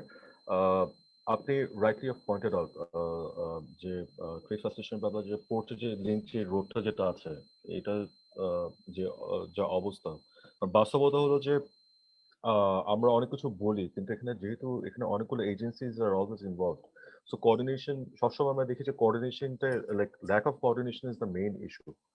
and e-payments is something আপনাদের যে কোনো সহায়তা লাগে ঢাকা চেম্বারের তরফ থেকে আমরা দিব। It is a very good initiative and we really hope, কারণ এই জিনিসটা করতে পারলে we think যে it will ease অনেক কিছু। and এটার সাথে আমরা বলবো যে আপনার ডিজিটাল স্ট্যাম্পসও যদি ইন্ট্রোডিউস করেন, এটাও অনেক ক্ষেত্রে আমার কিন্তু ইজ অফ ডুইং বিজনেস অনেক হেল্প করবে। আমার it will facilitate the payment system also, and even পোর্টের ভিতরেও আমার যদি কোনো ছোট ছোট ফিস যেগুলো আছে এগুলো যদি আমি ই ওয়ালেটে থ্রু যদি পেমেন্টটা করতে পারি, that will also enhance this thing. So আবারও আপনাকে ধন্যবাদ। এই পর্যায়ে আমি অনুরোধ করব মোহাম্মদ জাফর আলম সাহেব, member, Chittagong port authority. Sir, আমরা জানি যে আপনি প্রাইভেট সেক্টরকে নিয়ে অনেক কাজ করছেন অনেকদিন ধরে, and you're spearheading Chittagong port area, and we have seen some improvement. কিন্তু আমরা আশা করি যে আরো হবে, কারণ বর্তমান যে পরিস্থিতি এখানে time has become very essential. আমার লজিস্টিক্সে স্পেশালি আমার লজিস্টিক্যাল সাপোর্টের, কারণ এফডিআই ক্ষেত্রেও যখন আমরা একটা জিনিস আমি লক্ষ্য করেছি যে বাংলাদেশে যখনই কোনো কোম্পানি আসে এখানে ইনভেস্টমেন্ট করার জন্য, প্রথমে কিন্তু ওনারা কোনো শিপিং লাইনের কারোকে ডেকে কিন্তু ওনাদের সাথে কথা বলে সবার আগে, তারপর আমাদের সাথে কথা বলে, যারা ব্যবসা করি যারা আমাদের সাথে কথা বলে। তো it is a very important thing, especially the port. Our port is Chittagong port is the heart of Bangladesh in a way. পোর্টের জন্যই আমাদের পুরো দেশটা এখনো টিকে আছে, আমাদের এক্সপোর্টে আমাদের কম্পিটিটিভনেস এখান থেকে আসছে। তো sir, your thoughts about today's presentation, and এই ব্যাপারে আপনার কোনো উদ্যোগ নিচ্ছেন নাকি to improve the logistical issue of the Chittagong port? Thank you, Mr. Shams Mahmood, and all other participants. A special thanks to Dr. Salim Rahman Raihan for his brilliant presentation, and in fact a lot of issues we came to know where Bangladesh is in the logistic performance index, and in fact where we are putting similar countries. That is very much more important to me that where we are with the Uganda and etc. When prior to this posting, I was posted in the environment department, and when I went for the negotiation of the climate negotiation, I always found ourselves in the LDCs, and in LDCs all countries are from the Africa, and apparently we looks better, health better, and we looks good, but we are not suitable at there, and we don't want to be there. But alhamdulillah, we are now out from the LDCs, and inshallah within 2 years it will be permanently, we will be out from there, and our country will move the middle income country, and in 2041 will be the developed country. But there are many buts, and logistics is also one of the indicator where we have to work together. So আমি যেটা বলতে চাই যে চট্টগ্রাম বন্দরের বিষয়ে এখানে যারা আছেন সবাই বন্দরের সাথে সংশ্লিষ্ট এবং খুবই ওতপ্রোতভাবে সংশ্লিষ্ট। আমরা ভালোভাবেই জানি যে চট্টগ্রাম বন্দর একটি নদীর উপরে বন্দর, যেটি খ্রিস্টপূর্ব 4th শতাব্দীতে শুরু হয়েছিল এবং 133 বছর আগে যেটা অফিসিয়ালি ট্রান্সফর্ম করেছিল পোর্টে, হারবার থেকে পোর্টে ট্রান্সফর্ম করেছিল, এবং 1977 সালে সেটা কন্টেইনার পোর্ট হিসাবে যাত্রা শুরু করেছিল, এবং এটা গ্রে পোর্ট হিসাবে, not in green field port. So আমরা মেকশিফট অ্যারেঞ্জমেন্ট দিয়েই লজিস্টিক জোগাড় করেছি, কন্টেইনারে প্রথম অবাক হয়েছি, কন্টেইনার নামানো শুরু হয়েছে, এবং এখন আমরা 30 লাখ কন্টেইনার হ্যান্ডেল করি, এবং দিস ইয়ার আমরা 3 লাখ প্লাস করেছি। সো আলহামদুলিল্লাহ, আমরা এরপরে দুটো যেটি আমরা টার্মিনাল যুক্ত করেছি, সিসিটি এন্ড এনসিটি। সো ওখানেও লজিস্টিক্সের অনেক সমস্যা ছিল আমাদের, রাইটলি মেনশন হওয়ার। আমরা যেটি করেছি এনসিটি, কিন্তু তার যে ইকুইপমেন্ট, আমরা এই গত 2018 সালে সেই ইকুইপমেন্টগুলো সংযুক্ত করতে পেরেছি। ইট ওয়াজ ভেরি, মানে এটা লম্বা একটা গ্যাপ ছিল যেটাকে আমরা পূরণ করতে সক্ষম হয়েছি। সো আমাদের লেসন লার্নড ছিল অনেক বেশি, এবং এর ফল এখন আমরা পাচ্ছি। তো চট্টগ্রাম বন্দর আসলে আমি একটু সহজভাবে যেটা বলি, অনেকে যারা এখানে আছেন তারা সবাই বুঝেন, কিন্তু যারা বন্দরের বাইরে থেকে বন্দরের ওয়ার্ল্ডটাকে দেখেন তখন মনে করেন যে এর ভিতরে সমস্ত কার্যক্রম বুঝি চট্টগ্রাম বন্দরই করে। চট্টগ্রাম বন্দর করে না, এবং সেলিম রায়হান অনেকগুলো ইস্যু এনেছেন, এবং ওইখানে বন্দর একটা সাবসিকুয়েন্টলি এসেছে। আসলে এইরকম বন্দর একটা কুলির ভূমিকা পালন করে, এবং মডার্ন কুলি, নামানো উঠানো, এবং এই নামানো উঠানোর সুটকেসের ভিতরে কি আছে যে কুলির যেমন এখতিয়ার নাই জিজ্ঞেস করার, বন্দরেরও এখতিয়ার নেই, এবং এটা অন্যরা সবাই ঠিক করে দিবে। 39 agencies and other, in fact BGMEA is one of the certificate লাগে আমাদের ওইটাকে বের করে দেওয়ার জন্য, কাস্টমসের লাগে, কোয়ারেন্টাইন লাগে, সবার লাগে, এবং সেটা বের হয়ে যায়। সো ভেতরে বন্দরের ভিতরে আমরা জানি যে চট্টগ্রাম বন্দরের জায়গা কতটুকু, এবং এর মধ্যে আমরা 2009 সালে 1 মিলিয়ন কন্টেনার হ্যান্ডেল করেছি। 2009 সালে, স্টার্টিং ফ্রম 1977 উইথ 6 টিউজ কন্টেনার, 31 বছর লেগেছে 1 মিলিয়ন, এবং 7 বছরে, মাত্র 7 বছরে 2015 সালে আমরা 2 মিলিয়ন করেছি, 2019 সালে 3 মিলিয়ন করেছি, এবং একই জায়গায়। But we are now at the end of the elasticity, আমার লিমিটেড এন্ডে আছি। So we must go for expansion. আমরা একটা খুব তাড়াহুড়োর একটা এক্সপানশনে আমরা গিয়েছি, সেটি হচ্ছে পতেঙ্গা কন্টেনার টার্মিনাল, যেখানে আমরা 3টি বার্থ পাবো, এবং এটি আমাদের অরিজিনাল প্ল্যান ছিল যে ওখানে আমরা করে জিসিবি কে আমরা একটু রিনোভেট করব, কিন্তু পরবর্তীতে আমরা দেখলাম যে না, এটা আসলে সিটির সাথে কনফ্লিক্ট শুরু হয়েছে, এবং এই সিটি ট্রাফিকের কনফ্লিক্ট এবং সিটির সাথে কনফ্লিক্টে বর্তমান জায়গায় বন্দর আসলে খুব সুইটেবল হচ্ছে না। That's why we want to move into Bay Terminal area, which is outside city, at least the city traffic এর সাথে এটা কোইনসাইড করে না। তো সেইখানে একটি বন্দর নির্মাণের পরিকল্পনা চলছে। আরেকটি, যেটি আমি পরেরটি আগে দেই, মাতারবাড়ি বন্দর, আমি from the inception I was involved with this process, and currently last month government made me the PD. So আমরা tomorrow we are going to sign the consultancy contract with the Nippon Koi and Oriental Group of Japan. তারা consultancy করবে, এবং DPP has been approved, $2 billion এর project.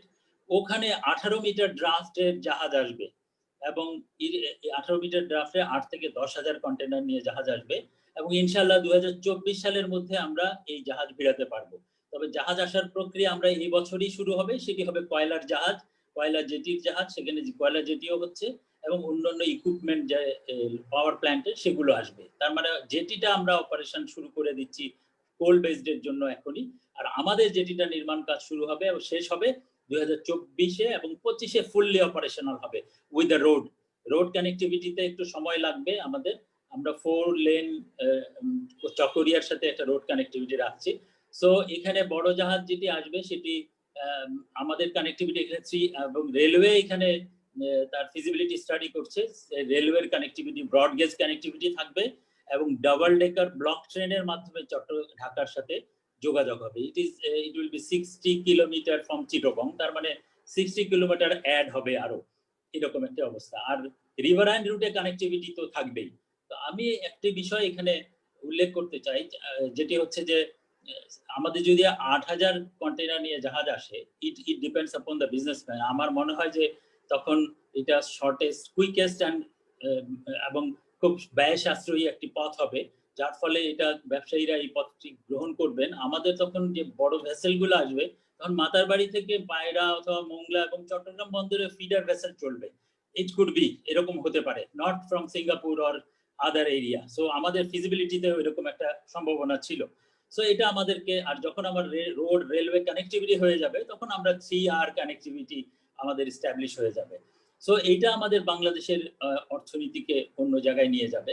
তবে এখানে অনেকভাবে কথা এসছে, রোডের বিষয়টি, ট্রাক টার্মিনালের বিষয়টি, আমাদের এই সকল রোড যে সড়ক পথের যে অবস্থা, এবং সড়ক যতভাবেই বানানো হোক না কেন, এটাকে সামনের দিকে গ্র্যাব করে দোকানপাটের মুখ খুলে দেওয়া, এবং সেটি এই পোর্ট কানেক্টিং রোডের এনবিআর এর প্রতিনিধি বললেন সেক্রেটারি, এবং এটি আসলে দুঃখজনক। একটা বন্দর থেকে বের হওয়ার পরে একটি ট্রাককে অপেক্ষা করতে হয় অনেকক্ষণ। আমরা আবার ওখানে অপেক্ষা করি অনেকগুলো কারণে, যে ওইদিকে যাওয়াটা আছে এই কারণে অপেক্ষা করতে হবে। এখন ভিআইপি মুভমেন্ট আছে এখান থেকে বন্দরে, এই এয়ারপোর্টে। So that also hampers Chittagong port. আসলে লোকেশন ওয়াইজ চিটাগং পোর্ট এখন কিন্তু ফেল করে গেছে এই লোকেশন, কারণ এক সময় হয়তো 100 বছর আগে এটি খুবই ভালো ছিল, পিপল ওয়ার হ্যাপি যে জব ক্রিয়েট হচ্ছে, বাট সারা দুনিয়ার মতো এইখানেও একটি কনফ্লিক্ট তৈরি হয়েছে যে পোর্ট শুড গো এলসওয়্যার, এখন চিটাগং এর লোকজনই বলে। তো আমরা এই ব্যবস্থাগুলো নিচ্ছি, এবং বে টার্মিনালের বিষয় যেটি এসছে, বে টার্মিনাল আমরা প্রাইভেট পার্টনারশিপের মাধ্যমে হবে এবং এটির ফিজিবিলিটি চলছে। কারণ আপনারা জানেন যে সরকার শুধু ইকোনমিক বেনিফিট যদি হয়, তার ভালো থাকে, সে একটা প্রজেক্টে ইনভেস্ট করতে পারে, তার রিস্ক এত কিছু চিন্তা করার হয় না। যেমন মাদারবাড়িতে আমরা করছি একটা গ্রিনফিল্ড পোর্ট, কিন্তু যখনই পাবলিক প্রাইভেট পার্টনারশিপে যাব, তখন প্রাইভেট যারা ইনভেস্টর তারা তার রিস্কটা সে আইডেন্টিফাই করবে এবং রিস্কটা কিভাবে অ্যালোকেট হবে, রিলোকেট হবে, এই বিষয়টা দুই পক্ষই, সরকার এবং পাবলিক এবং প্রাইভেট দুজনেই চেষ্টা করবে যে তার রিস্ক রিলোকেট করার এবং উইন উইন সিচুয়েশন করে তারপরে আসা।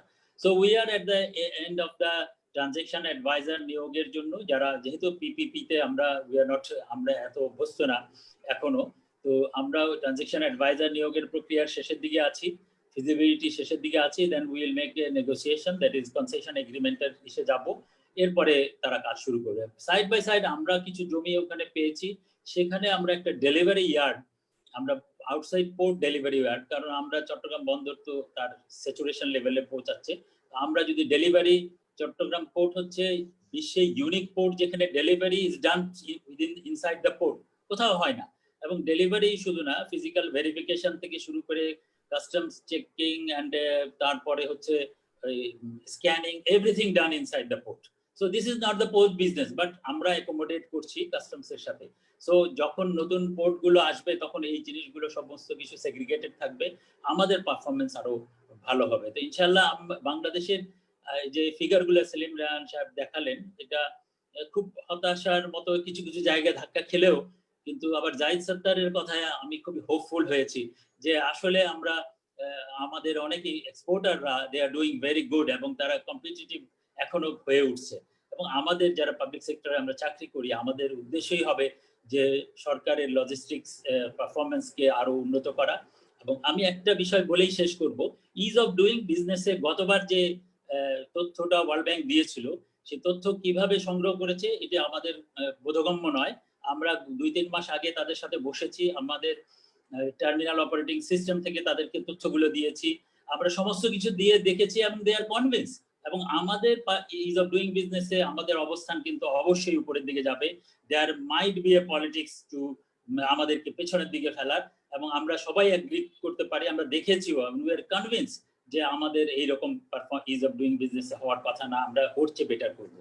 So thank you. আর ওখানে যে কোশ্চেনিয়ার ছিল is of doing business world ব্যাংকের, আমরা যখন এটা সলভ করেছি স্টেক হোল্ডারকে দিয়ে, তখন দেখেছি যে ওরা যদি আমাদেরকে ইনভলভ না করে এই কোশ্চেনিয়ার কাউকে দিয়ে থাকে, simply they will not do the right thing. তারা একটা গয়রভাবে কিছু একটা বলে দিয়েছে, ওয়ার্স থিংটা বলে দিয়ে শেষ করে দিয়েছে এরকম। সো আমাদের এই ব্যাপারেও থাকতে হবে, একটু সতর্ক থাকতে হবে যে যখনই ওয়ার্ল্ড ব্যাংক, এডিবি এগুলো ইম্প্যাক্ট করে, আমরা লয়েড লিস্টে 64 থেকে 58 হয়েছি, আমরা তথ্য ফিড করেছি, আমরা আমাদের অবস্থানটা উন্নত হয়েছে। আমাদের তথ্য ফিড করার সময় বিসিসিআই, ডিসিসিআই, পাবলিক সেক্টর সবাইকে খুবই আরো সতর্ক হতে হবে। It will help both of us. এটা প্রাইভেট সেক্টর পাবলিক সেক্টর এখন আলাদা করে দেখার কোনো সুযোগ নেই, এবং আমরা হ্যান্ড ইন হ্যান্ড কাজ করছি, এবং ইনশাআল্লাহ will move to 2041 as a develop country. ধন্যবাদ আমাকে। আর আমি দাউদকান্দি থেকে এটাতে যুক্ত হয়েছি, I am coming from Chittagong to Dhaka, এবং আমি এখন ঢাকা এসেও যুক্ত হয়েছি। This is the benefit of the COVID. So COVID এর অনেকগুলো বেনিফিটের মধ্যে এটা একটা benefit, and all the way I am thank you all. Thank you for inviting me. Yeah. Thank you so much, sir. From the points you mentioned, আমরা দেখতে পাচ্ছি যে সামনের দিনগুলো যদি আমরা ঠিক করে ইমপ্লিমেন্ট করতে পারি, আবার এটাও একটা জিনিস, বাংলাদেশে আমরা অনেক প্ল্যান করে অনেক কিছু করব, কিন্তু ইমপ্লিমেন্টেশনের সময় ডিসকোঅর্ডিনেশন amongst agencies, that also leads to problems. So আমরা আশা করি এটা হবে না, and it will be done in a proper way.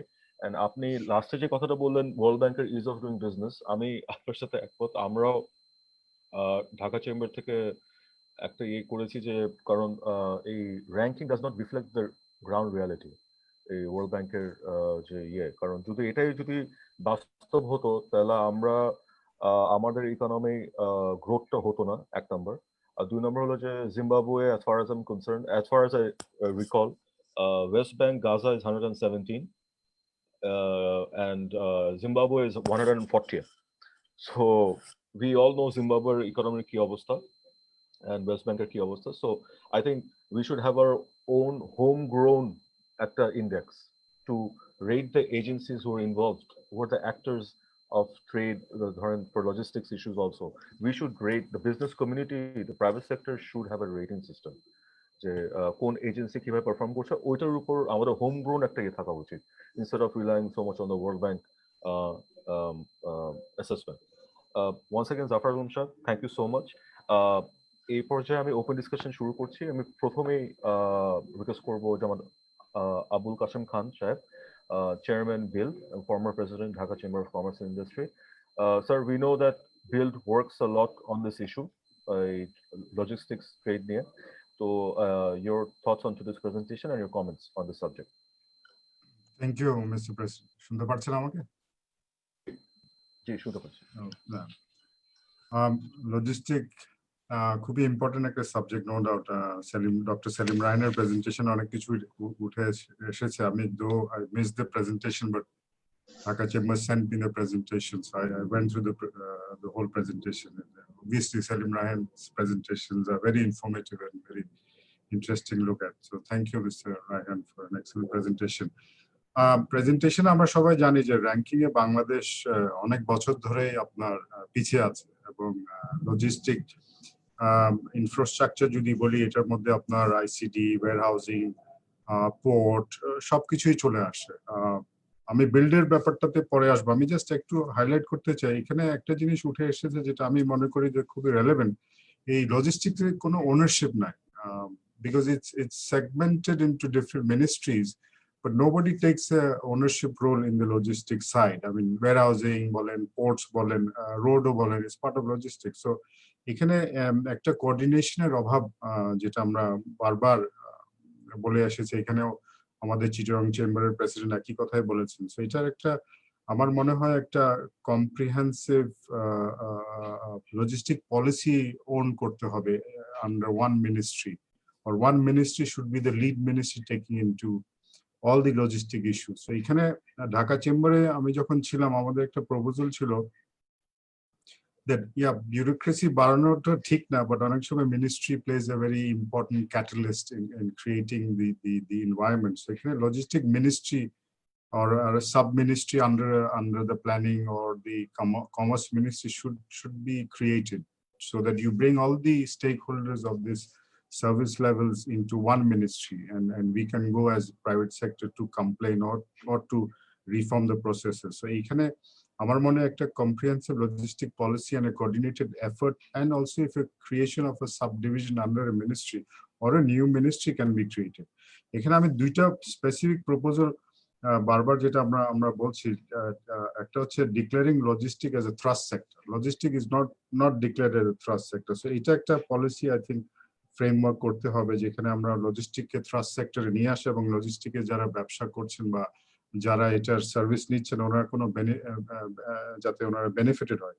এখানে আমাদের অনেকগুলি এসইজেড হচ্ছে, এসইজেড গুলিতে কিন্তু স্পেসিফিক আপনার ইন্ডাস্ট্রিয়াল লজিস্টিকের জন্য কোনো জোনিং করা হয় না। সো সেখানে আমার মনে হয় একটা সাপোর্ট আসতে পারে যেখানে লজিস্টিক স্পেশাল ইকোনমিক জোনে একটা স্পেশাল জায়গায় লোকেশন পাওয়া যেতে পারে। মাইক্রো লেভেলে কিন্তু অনেকগুলি ওয়ার্ল্ড ব্যাংকের এবং আইএফসির অনেকগুলি ক্রিটিক্যাল এরিয়াতে মাইক্রো পলিসি চেঞ্জেস ছিল, সেখানে revision of the land zoning ছিল, তারপরে need to overhaul the warehousing ordinance act 1959, এরকম অনেকগুলি উঠে এসেছে। এবং ওয়ার্ল্ড ব্যাংক কিন্তু একটা কম্প্রিহেন্সিভ লজিস্টিক ফাইন্ডিংস বা রিপোর্ট তৈরি করেছে। আই থিঙ্ক ওখান থেকে অনেক কিছু লেসন টু লার্ন আছে, এবং কাস্টমাইজিং থ্রু বাংলাদেশের নিড। আমি একটা জিনিস এখানে, যেহেতু আমাদের বিজিএম এর প্রেসিডেন্ট আছেন, ওনার দৃষ্টি আকর্ষণ করব। ভিয়েতনামে যেটা করছে একটা নতুন ওয়ে অফ, আপনি যদি বলেন বাউন্ডেড ওয়্যারহাউস, সেখানে ওরা এটাকে বলছে global distribution centre. So what they do is a special business system or business opportunity for businesses, where they bring in all the raw materials and they keep storage for supplying to the factories. So the factory bonded warehouses are not there. So the common bonded warehouses for each sector provides the warehousing or bonded facility to this smaller to bigger units. So it's a common bonded warehousing. এবং মালয়েশিয়াতে ভিয়েতনামে যেটা করেছে, আমি একটা Japanese কোম্পানির সাথে কথা বলছিলাম, ওদের 4-5টা ফ্যাক্টরি আছে। সো ওদের ওই কমন বন্ডেডে ওই 4-5টা ফ্যাক্টরিকে সাপোর্ট করছে, ইন্ডিভিজুয়াল ফ্যাক্টরিগুলি কিন্তু বন্ডেড ওয়্যারহাউস নাই। সো এখানে যেখানে সরকারের একটা রিস্ক থেকে যায়, যে আমরা জানি বন্ডেড ওয়্যারহাউস থেকে অনেক কিছু কিন্তু পিলফ্রেজ হচ্ছে, অনেক লিকেজেস হচ্ছে। সো গভর্নমেন্টের একটা সবসময় একটা রিস্ক ফ্যাক্টর নিয়ে ডিল করছে, বা একটা ওই একটা ভয় ভীতির মধ্যে থাকছে যে বন্ডেড জিনিস কি বিক্রি হয়ে যাচ্ছে নাকি। আমি বলবো না যে সবাই করছে, বাট কিছু কিছু ব্যবসায়ী তো এটা মিসইউজ করছে। সেখানে যদি ওই প্রোগ্রামের মধ্যে আমরা বা ওই পলিসির মধ্যে বন্ডেড ওয়্যারহাউসিং ফেসিলিটি আমরা কমন বন্ডেড নিয়ে আসতে পারি, তাহলে কিন্তু অনেক রিস্ক ফ্যাক্টরস এলিমিনেট হবে। অনেক স্মল প্লেয়ার্স যারা এই বন্ডেড ফেসিলিটি পাচ্ছে না, ওরা কিন্তু এই ফেসিলিটি গ্রহণ করতে পারবে। সেইখানে এটা মনে হয় এখানে একটা ভিয়েতনামের থেকে অনেক কিছু শেখার আছে। সেটা আমার মনে হয় আমাদের পলিসি প্ল্যানে, এবং আপনি যেহেতু বিজিএম এ লিড করছেন, আপনার এখানে একটা বড় রোল আপনি প্লে করতে পারবেন। সো এইখানে এটাই বলে আমি শেষ করছি। এবং আমরা ঢাকা বিল্ড থেকে যেটা করছি সেটা হচ্ছে আমরা একটা পাবলিক প্রাইভেট ডায়ালগ, একটা নতুন স্ট্যান্ডিং কমিটি করেছি, সেটার নাম হচ্ছে লজিস্টিক ইনফ্রাস্ট্রাকচার স্ট্যান্ডিং কমিটি, যেখানে আমরা অনুরোধ করেছি প্রাইম মিনিস্টার সেক্রেটারিকে, তো ফাজল মিয়া সাহেব উনি এটার কো চেয়ার করবেন, এবং আমি chairman as build. I will co-chair this standing committee where we will discuss public private dialogue এর মধ্যে দিয়ে আমরা কোথায় কোথায় রিফর্ম বা কোথায় কোথায় চেঞ্জেস আনতে পারি। সো ইনশাআল্লাহ আমরা এটা আগামী মাসে ইনশাআল্লাহ we have a target to set up. এই বলে আমি শেষ করব, and thank you again for giving me time. Thank you so much, Abu Qasim Khan Saab, Chairman Build. And এই জিনিসটা আমরা আগেও ডিসকাস করেছিলাম যে ওই বন্ডেড ফ্যাসিলিটি, একটা সেন্ট্রাল বন্ডেড ফ্যাসিলিটি থেকে যেটা এনেবল করে আমার তাহলে মাল্টিপল লাইসেন্সও লাগে না, businesses don't have to go to the hassle of applying for a bonded license, and centrally it can be done. And we have seen this, but the problem, এটা আমরা private sector থেকে আগেও propose করেছিলাম, কিন্তু পিলফারেজের ইস্যুটা যখনই চলে আসে তখনই এই জিনিসটা somehow it creates a barrier এই জিনিসটাকে from going forward. So আমি এই পর্যায়ে আজকের we are towards the end of the program, so আমি অনুরোধ করব আজকের guest of honour doctor Rubana Huq, আপনি যদি আপনার your views on today's presentation and the topic today. And আরেকটা জিনিস হলো যে doctor Haque, we know that the recovery of Bangladesh post-COVID is riding on the garments exports, and we all know that every little helps in a way. So logistically, amar jodi the quicker I can release my raw materials, the quicker I can make it turn around and export. Toto quickly kintu at a factory subidha pai. So and especially with the lead time factor, ekhon international buyers der kache jeta important hoye geche. It will play a big role যত তাড়াতাড়ি আমি delivery করতে পারি। And the other thing is যে আমাদের কিন্তু FOB তে we know that the prices, there have been a reduction. So even our logistics যদি আমি accentও যদি save করতে পারি, it will still help me. So it has become an important, really important factor এখন বর্তমান পরিস্থিতিতে। So your thoughts on today's presentation, and how do you think should the way forward be? Mr. President, আমি একটা 30 second আমি একটা কথা বলি। আমি আপনাকে একটু ইয়ে করব, ইন্টারমিনিস্ট্রিয়াল যেটা আমরা একটা কোঅর্ডিনেশনের কথা বলছি, দ্যাটস ভেরি ইম্পর্টেন্ট। এটা যদি হয় না, অনেকগুলো প্রবলেম কিন্তু সলভ হয়ে যাবে। এই জিনিসটা আমার মনে হয় একটু নোটের মধ্যে যদি পাঠানো যায় তাহলে ভালো হবে। এই আজকের meeting Definitely. Thank you. Thank you Mohammed. Thank you, President. Thank you, President. It's been 2 hours almost, so I'll be as brief as possible. মাহবুব ভাই যেটা বললেন ওটা দিয়ে না শুরু করে আসলে ওটা তো আছেই। ডক্টর সেলিম রেহানকে অনেক অনেক অভিনন্দন, এত সুন্দর গোছানো একটা প্রেজেন্টেশন। আমরা শুধু এটা আপনার কাছে একটা প্রত্যাশা এবং দাবি থাকলো যে প্রাইমারি সোর্সের তথ্যগুলো নিয়ে আপনি যদি আমাদের সাথে কাজ করেন অনেক সহজ হয়, কারণ আসলে সবাই কিন্তু আমরা শেষ পর্যন্ত জাফর ভাই বললেন যে World Banker ease of doing business is actually directly related to perception. Perception এবং অনেক জায়গায় আমরা হয়তো বা আমাদের পজিশনটাকে জায়গাটাকে স্পষ্ট করে তুলে ধরতে পারি না। কাজে আমাদের ইন্টারন্যাশনাল পজিশনিংটা একটু শক্তিশালী করা দরকার। আমি কিন্তু শামসের সাথে একদম একমত যে আমাদের নিজেদের একটা ইন্ডেক্স থাকা উচিত, কিন্তু ক্রেডিবিলিটির ব্যাপার আছে তো। কাজে আমাদের এই এন্ডোর্সমেন্ট অথবা আমাদের ওই জায়গায় যেতে গেলে আমাদের যে যোগ্যতাটা, অ্যাপারেন্টলি আমাদের যে এলিজিবিলিটিটা লাগবে, that has to come through transparency and a straight commitment. We will be transparent, we will be using technology, we will be as digital as possible, and we will be trackable. এগুলো যদি আমাদের concentration না থাকে তাহলে ওই টান নিয়ে গেল চিলে সবাই মিলে বলে যাচ্ছি আমরা যে আমাদের আসলে এফিসিয়েন্সি যথেষ্ট না। আসলে কি আমরা নিজেরা মনিটর করি? প্রত্যেক সপ্তাহে কি বা প্রত্যেক দিন কি আমরা মনিটর করি? কারেন্টলি যদি আমরা বলি, I just check with Chittagong port, মাত্র 12টা কন্টেইনার শিপ আছে জেটিতে। there are no ships waiting to take berth. So এমন না, তারপর আপনার ক্যাপাসিটি হলো 49,018টা কন্টেইনার হ্যান্ডেল করার, সেখানে 33,017 হচ্ছে। So there is more capacity, কিন্তু আমরা কিন্তু বলছি কনজেশন। হ্যাঁ, এন্ড এই যে দ্য পারসেপশন, আমরা শুধু বিশ্ব ব্যাংকের দোষ দিই কেন? নিজেদের মধ্যেই তো আমরা পারসেপশনের দোষে দুষ্ট। প্রত্যেকটি কথাই কিন্তু আমরা নেগেটিভ হচ্ছি। নেগেটিভ হওয়ার কিন্তু কোনো কারণ নাই।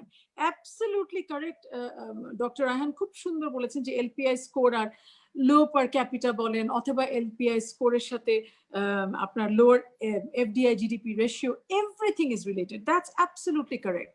বাট অলসো আমাদের জন্য কিন্তু উনি যেরকম আউটওয়ার্ড এফডিআই এর কথা বলছেন, আমাদের জন্য ইনওয়ার্ড এফডিআই খুব জরুরি।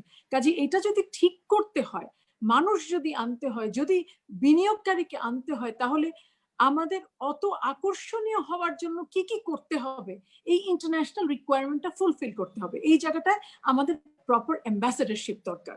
কারণ বহু ভালো কিছু হচ্ছে, কিন্তু সেটির কিন্তু কোনো প্রচার নেই। এবং আমরা আত্মসমালোচনায় এত বেশি সারাক্ষণ জড়িয়ে থাকি যে আমাদের আসলে নিজেদের ভালোটাও আমরা আসলে ঠিক মতো দেখি না। তবে এটিও ঠিক, ডক্টর সেলিম রায়হান একটা জায়গায় ভিয়েতনামের সাথে বাংলাদেশকে তুলনা করেছেন।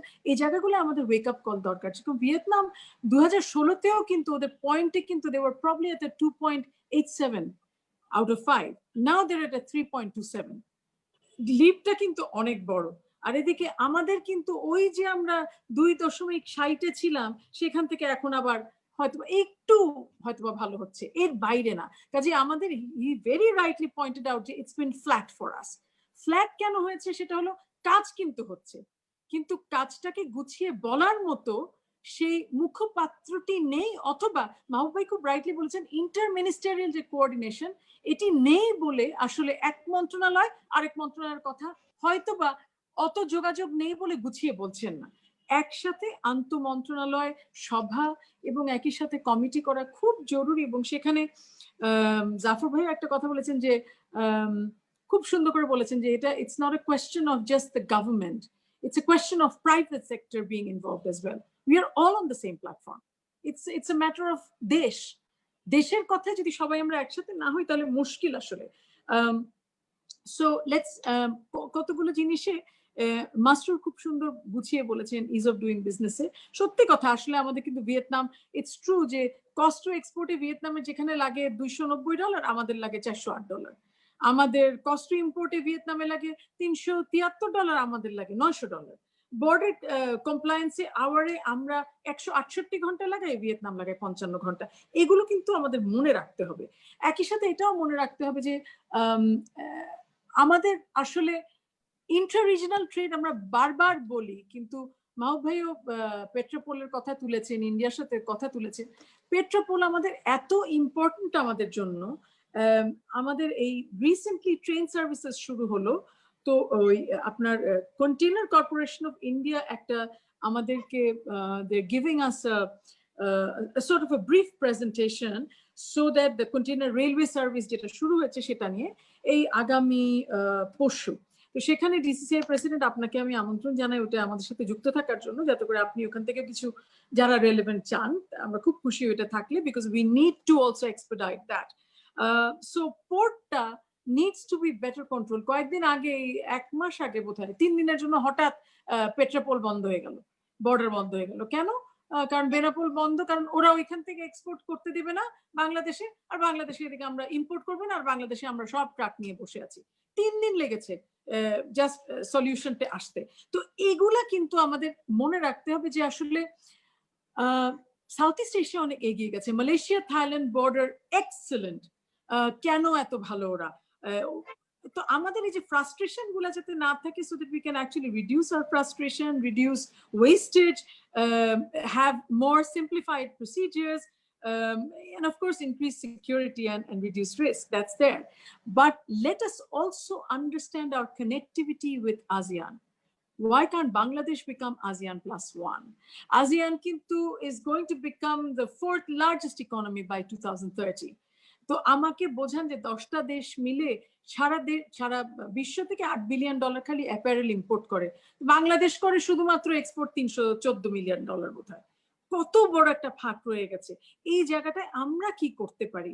How do we improve hour logistics here? Because West একটা জিনিস ঠিক যে কোভিড আসার পরে we have been exposed to extreme vulnerabilities. এই যে এক্সট্রিম ভালনারেবিলিটি কমাবো কি করে আমরা? যদি আমরা ASEAN +1 একটা পলিসি অ্যাডপ্ট করতে পারি অন্তত, at least we will probably be a little safer. আকবর ভাই বলেছেন এনবিআর থেকে, খুব সুন্দর করে বলেছেন যে উনি আহ্বান করেন যেন অ্যাসোসিয়েশনরা যায়, ওনার জ্ঞাতার্থে জানাই। আমি নিশ্চিত যে উনি জানেন বিজিএম এর সাথে আমাদের কিন্তু এনবিআর এর একটা জয়েন্ট কমিটি আছে, এবং আমরা প্রায়শই আপনাদেরকে বিরক্ত করি নানা কিছু নিয়ে, এবং আপনি যে কোনো বিরক্তি প্রকাশ করলেন না, এই জন্য আপনার কাছে কৃতজ্ঞ। আর একটা ই পেমেন্টের কথাও কিন্তু আসলো, এটাও উনি বলেছেন। বাংলাদেশ সরকার আইসিটি মিনিস্ট্রি একটা আইডিটিপি প্ল্যাটফর্ম শুরু করছে। It is an interoperable digital platform যেটা e payment at any point শুরু হবে। I think Bangladesh bank is going into testing, probably 2 মাস লাগবে। সেটার সাথেও আমরা সমস্ত অ্যাসোসিয়েশন যদি যুক্ত হই ভালো। আমরা আবেদন জানিয়েছি অলরেডি যে আমরা যুক্ত হতে চাই, কারণ আমাদের একটা ই ওয়ালেট আমাদের জন্য, actually we wanted a super app for our workers, যেটা দিয়ে শুধুমাত্র তারা স্যালারি পাবে না, ট্রান্সফার করতে পারবে, বিভিন্ন জিনিস কিনতে পারবে, মোটামুটি ভাবে ক্যাশলেস লাইফ কি করে ওদের করা যায়, এবং তাদের যদি 12,000 টাকা স্যালারি হয় তারা যেন 14,000 টাকার ওয়ার্থ পায়। এটির জন্য আমরা একটা ছোট্ট পাইলট করেছিলাম। তো আমরা এই আইডিটিপি প্ল্যাটফর্মের জন্য মাননীয় আইসিটি স্টেট মিনিস্টারকে রিকোয়েস্ট করেছে যে we want to be connected to that, because that's going to really be good. Abul Kashem Khan সাহেব খুব সুন্দর করে বলেছেন সেন্ট্রাল গ্লোবাল ডিস্ট্রিবিউশন সেন্টারের কথা। এই জায়গাটায় আমি বিনীতভাবে একটু হয়তোবা একটু দ্বিমত পোষণ করছি, কারণ যাদের আমাদের ওয়্যারহাউস ফ্যাসিলিটি আছে তাদেরটি যদি এখন সরিয়ে দেই আমরা বা বলি, তাহলে কিন্তু রেড টেপিজম বাড়বে। হ্যাঁ, আর এই যে পিলফারেজের কথাটাও কিন্তু বন্ড কিন্তু আসলে অফিসিয়ালি স্টেটমেন্ট দিয়েছে যে less than 1% পিলফারেজ হয়। এই less than 1% পিলফারেজের গল্প কিন্তু আমরা অনেক বড় করে সবাই দেখি, কারণ অনেক কারণেই দেখি, কিন্তু এই less than 1% cannot define or set guidelines for national policies. তো যে আসলে দুষ্টু তাকে শাস্তি দিতে হবে, কিন্তু তার জন্য তার কথা ভেবে আমাদের সহজীকরণের জায়গাটাকে আরো দুষ্কর করব, দুর্বোধ্য করব, কঠিন করব, সেটি যেন না হয়, তাতে আমাদের সকলেরই ক্ষতি হবে। তো আমার মনে হয় অনেক কথা বলে ফেলেছি, আর কথা বলার প্রয়োজন নেই। তবে আমরা সকলে মিলে যদি এক ধরনের এই ওয়েবিনারেই যদি থেমে না থাকি এবং সকলে যুক্ত হয়ে যদি একটা সম্মিলিতভাবে সমবেতভাবে অন্তত পক্ষে উইকলি না হোক, bimonthly, if we can kind of talk about our logistics and track, if Dr. Salim Raihan can propose some kind of a rating na tracking for us, weekly tracking or bi-monthly tracking on what's happening, সেটার জন্য উনি যদি আমাদের কাছ থেকে কোনো তথ্য চান অ্যাসোসিয়েশনের কাছ থেকে, we'll be happy to provide. And like President DCCI, I would like to offer my cooperation on everything. And last but not the least, our mentor and my guru Zaidi Sattar spoke about export diversification. True, Zaidi bhai, we have been, if you're still with us, we have approached BETA to form export diversification council, সেটির একটা ওনারা খসড়া আমাদেরকে পাঠিয়েছে। সেটি দেখছি আমরা, যাতে করে বিডা চেয়ার অন্তত পক্ষে, এক্সিকিউটিভ চেয়ার যেন অন্তত পক্ষে সেটাকে গাইড করতে পারেন। কারণ আপনি যে নন আরএনটি রিলেটেড যে প্রোডাক্টগুলোর কথা বলছেন, যেগুলো অনেক হচ্ছে, এক্সপোর্ট হচ্ছে 1200-র মতো, সেগুলো আপনি বলেছেন যে this are discoveries, but the question is, are they scalable discoveries? If not, why are they losing out in the process? তাহলে হবে কি, আমাদের সেক্টর থেকে যারা আমরা ডাইভার্সিফাই করতে চাই, তাদের সাথে যদি এই বিভিন্ন অন্যান্য প্রোডাক্টের সাথে যারা জড়িত, তাদের যদি একটা ম্যাচ হয়, একটা B2B কন্ট্যাক্ট স্থাপন করতে পারেন এই এক্সপোর্ট ডাইভার্সিফিকেশন কাউন্সিল যেটা আমরা প্রস্তাব দিয়েছি, তাহলে আমাদের জন্য খুব ভালো হয়। তাহলে আমরা এই স্মল এন্ড মিডিয়ামও যারা চেষ্টা করছেন ফর এক্সপোর্ট, তাদেরকে we can also scale them up through meaningful co-opetition. So it's not competition, but it's collaborative competition. So it's co-opetition. I think that's the name of the game right now. Thank you very much for your patient hearing. I think I've spoken more than enough. Thank you very much. Thank you so much, Dr. Rubana Haq, President BGMA. I would like to mention that Dhaka Chamber থেকে we are pursuing এখন একটা জিনিস, ওটা হলো যে for observer status in ASEAN.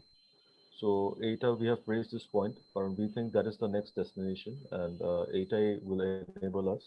And for SMEs, এখানে অনেক কিছু চলে আসে, যেমন লিঙ্কেজ পলিসিও নেই আমাদের। আমরা এফডিআর কথা বলি একদিকে, কিন্তু আমাদের যেহেতু লিঙ্কেজ পলিসি নেই, এই জিনিসটাও কিন্তু we need to look into that as well. And also joint ventures, that's the way forward. But thank you so much. We have noted down all the points you have mentioned. আমি just আমাদের শেষ পর্যায়ে চলে আসছে, আমি just Zafar Alam সাহেব, আপনি কিছু বলবেন? যে আমি আসলে দুটি ছোট্ট পয়েন্ট আমি মেনশন করতে ভুলে গিয়েছিলাম। খুবই ফ্রুটফুল একটা ওয়েবিনার আপনারা করেছেন, but one of the logistic supply চেইনের মধ্যে one of the important stake হচ্ছে Bangladesh railway. They form a company, container handling company একটা ফর্ম করেছে আজকে 5-6 বছর আগে রেলওয়ে মিনিস্ট্রি, যেখানে চিরং পোর্টও এক ডিরেক্টর আছে, বাট এই কোম্পানিটা আগাচ্ছে না। ওয়ারেজ যে চিরং পোর্টের কাছে বিশাল একটি 1 স্কয়ার কিলোমিটারের মতো জায়গা আছে, যেখানে একটা ইয়ার্ড করা যায়, যেটা আমাদেরকে ইজ করবে আমাদের কন্টেনার মুভমেন্টে। সো এই কোম্পানিটা কিভাবে সামনে আরো নিয়ে যায়, আপনারা যেহেতু ডিসিসিআই অথবা বিসিসিআই ক্যান মুভ এটা নিয়ে করতে পারে, সেটা বাংলাদেশের অর্থনীতির জন্য ভালো একটা কাজ হবে, এবং তাদেরকে ইন ফিউচার অনবোর্ড করা এক। দ্বিতীয় হচ্ছে যে আমাদের রিভারাইন রুটগুলো অনেক অ্যাক্টিভ, 6 মাস খুবই ভালো থাকে, কিন্তু আমরা দেখেছি যে পানগাঁওতে শুধু কন্টেইনার আসছে চিটাগং থেকে 180 অথবা এরকম কন্টেইনার। বাট আমি থ্রু আউট দ্য ইউরোপ দেখেছি ছোট ছোট ক্যানালের ভিতর দিয়ে 50-60টি কন্টেইনার নিয়ে, টিউজ কন্টেইনার নিয়ে যে কোনো বন্দরে, ছোট ছোট বন্দরে, বিআইডব্লিউটি এর যে বন্দরগুলো আছে, সেখানে একটি অনবোর্ড যদি বার্জ হয়, ফ্ল্যাট বটম বার্জ করা যায়, এবং এটা নিয়ে স্টাডিও করতে পারেন আপনারা। সেই ফ্ল্যাট বটম বার্জে যদি বাঘাবাড়ি অথবা আশুগঞ্জ কন্টেইনার চলে যেতে পারে, তাহলে রোডের উপরে এটা প্রেসার কমে যেতে পারে। এই দুটি ইস্যু আমি আপনাদেরকে, একটা হলো ডিজি শিপিং কে আহ্বান জানানো, বিআইডব্লিউটিএ এবং রেলওয়ে কে আহ্বান জানানো ইন ফিউচার। আর my last point is I am leaving the webinar with the permission of the chair. Thank you for inviting me. Thank you so much, Zafar Shahab. Very important last 2 points that you mentioned. So thank you for sharing it with us.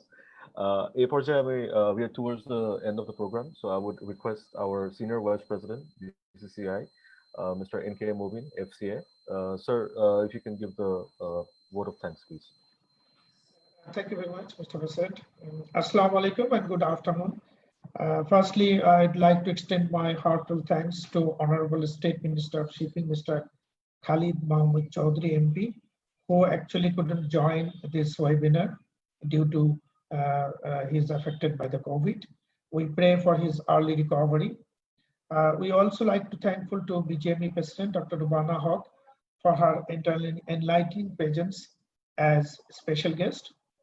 I'd like to thank Keynote Speaker Dr. Salim Rahan for his thought-provoking analysis and recommendations. I would like to thank all our panel discussions who shared very important points from various perspectives. I thank all the distinguished guests and journalists, both from print and electronic media, for their valued presence. Ladies and gentlemen, for the keynote presentations and discussion of the panelists, we have understood the competitive position of Bangladesh regarding logistics and identified some key challenges and policy recommendations. Among the key recommendations, simplification and automation of port and customs clearing process, harmonization of standards between the trading countries, and developing logistic infrastructures are critical for the development of international trade of Bangladesh. We indeed appreciate the commitment and initiatives of the government for improving the cross-border trade logistics. Distinguished guests, as mentioned, we will share our recommendations emerged from this webinar with the concerned government agencies. We hope recommendations emerged from this webinar will be considered by the government and implemented on priority basis, and thereby will increase our competitiveness in the international trade arena. Before concluding, I would like to thank again our special guest and all the distinguished guests and participants for joining us. Thank you.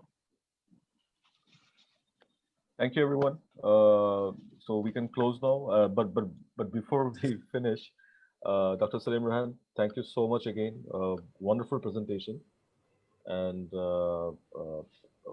inshallah we will work more closely. Shamne Aro, we will try to do more programs, so we will work more closely. But very important points raised by Mrs. Zafar Shah. Last chapter about the railway, like if that can be done, it will be good. So hopefully that will be done very soon. Master Bhai, thank you so much. সবাইকে অসংখ্য ধন্যবাদ. Thank you so much. Thank you. Thank you, Shams. Thank you, everybody. Thank you, Shams. Thank you very much. Thank you. Bye. Thank you, Rumana.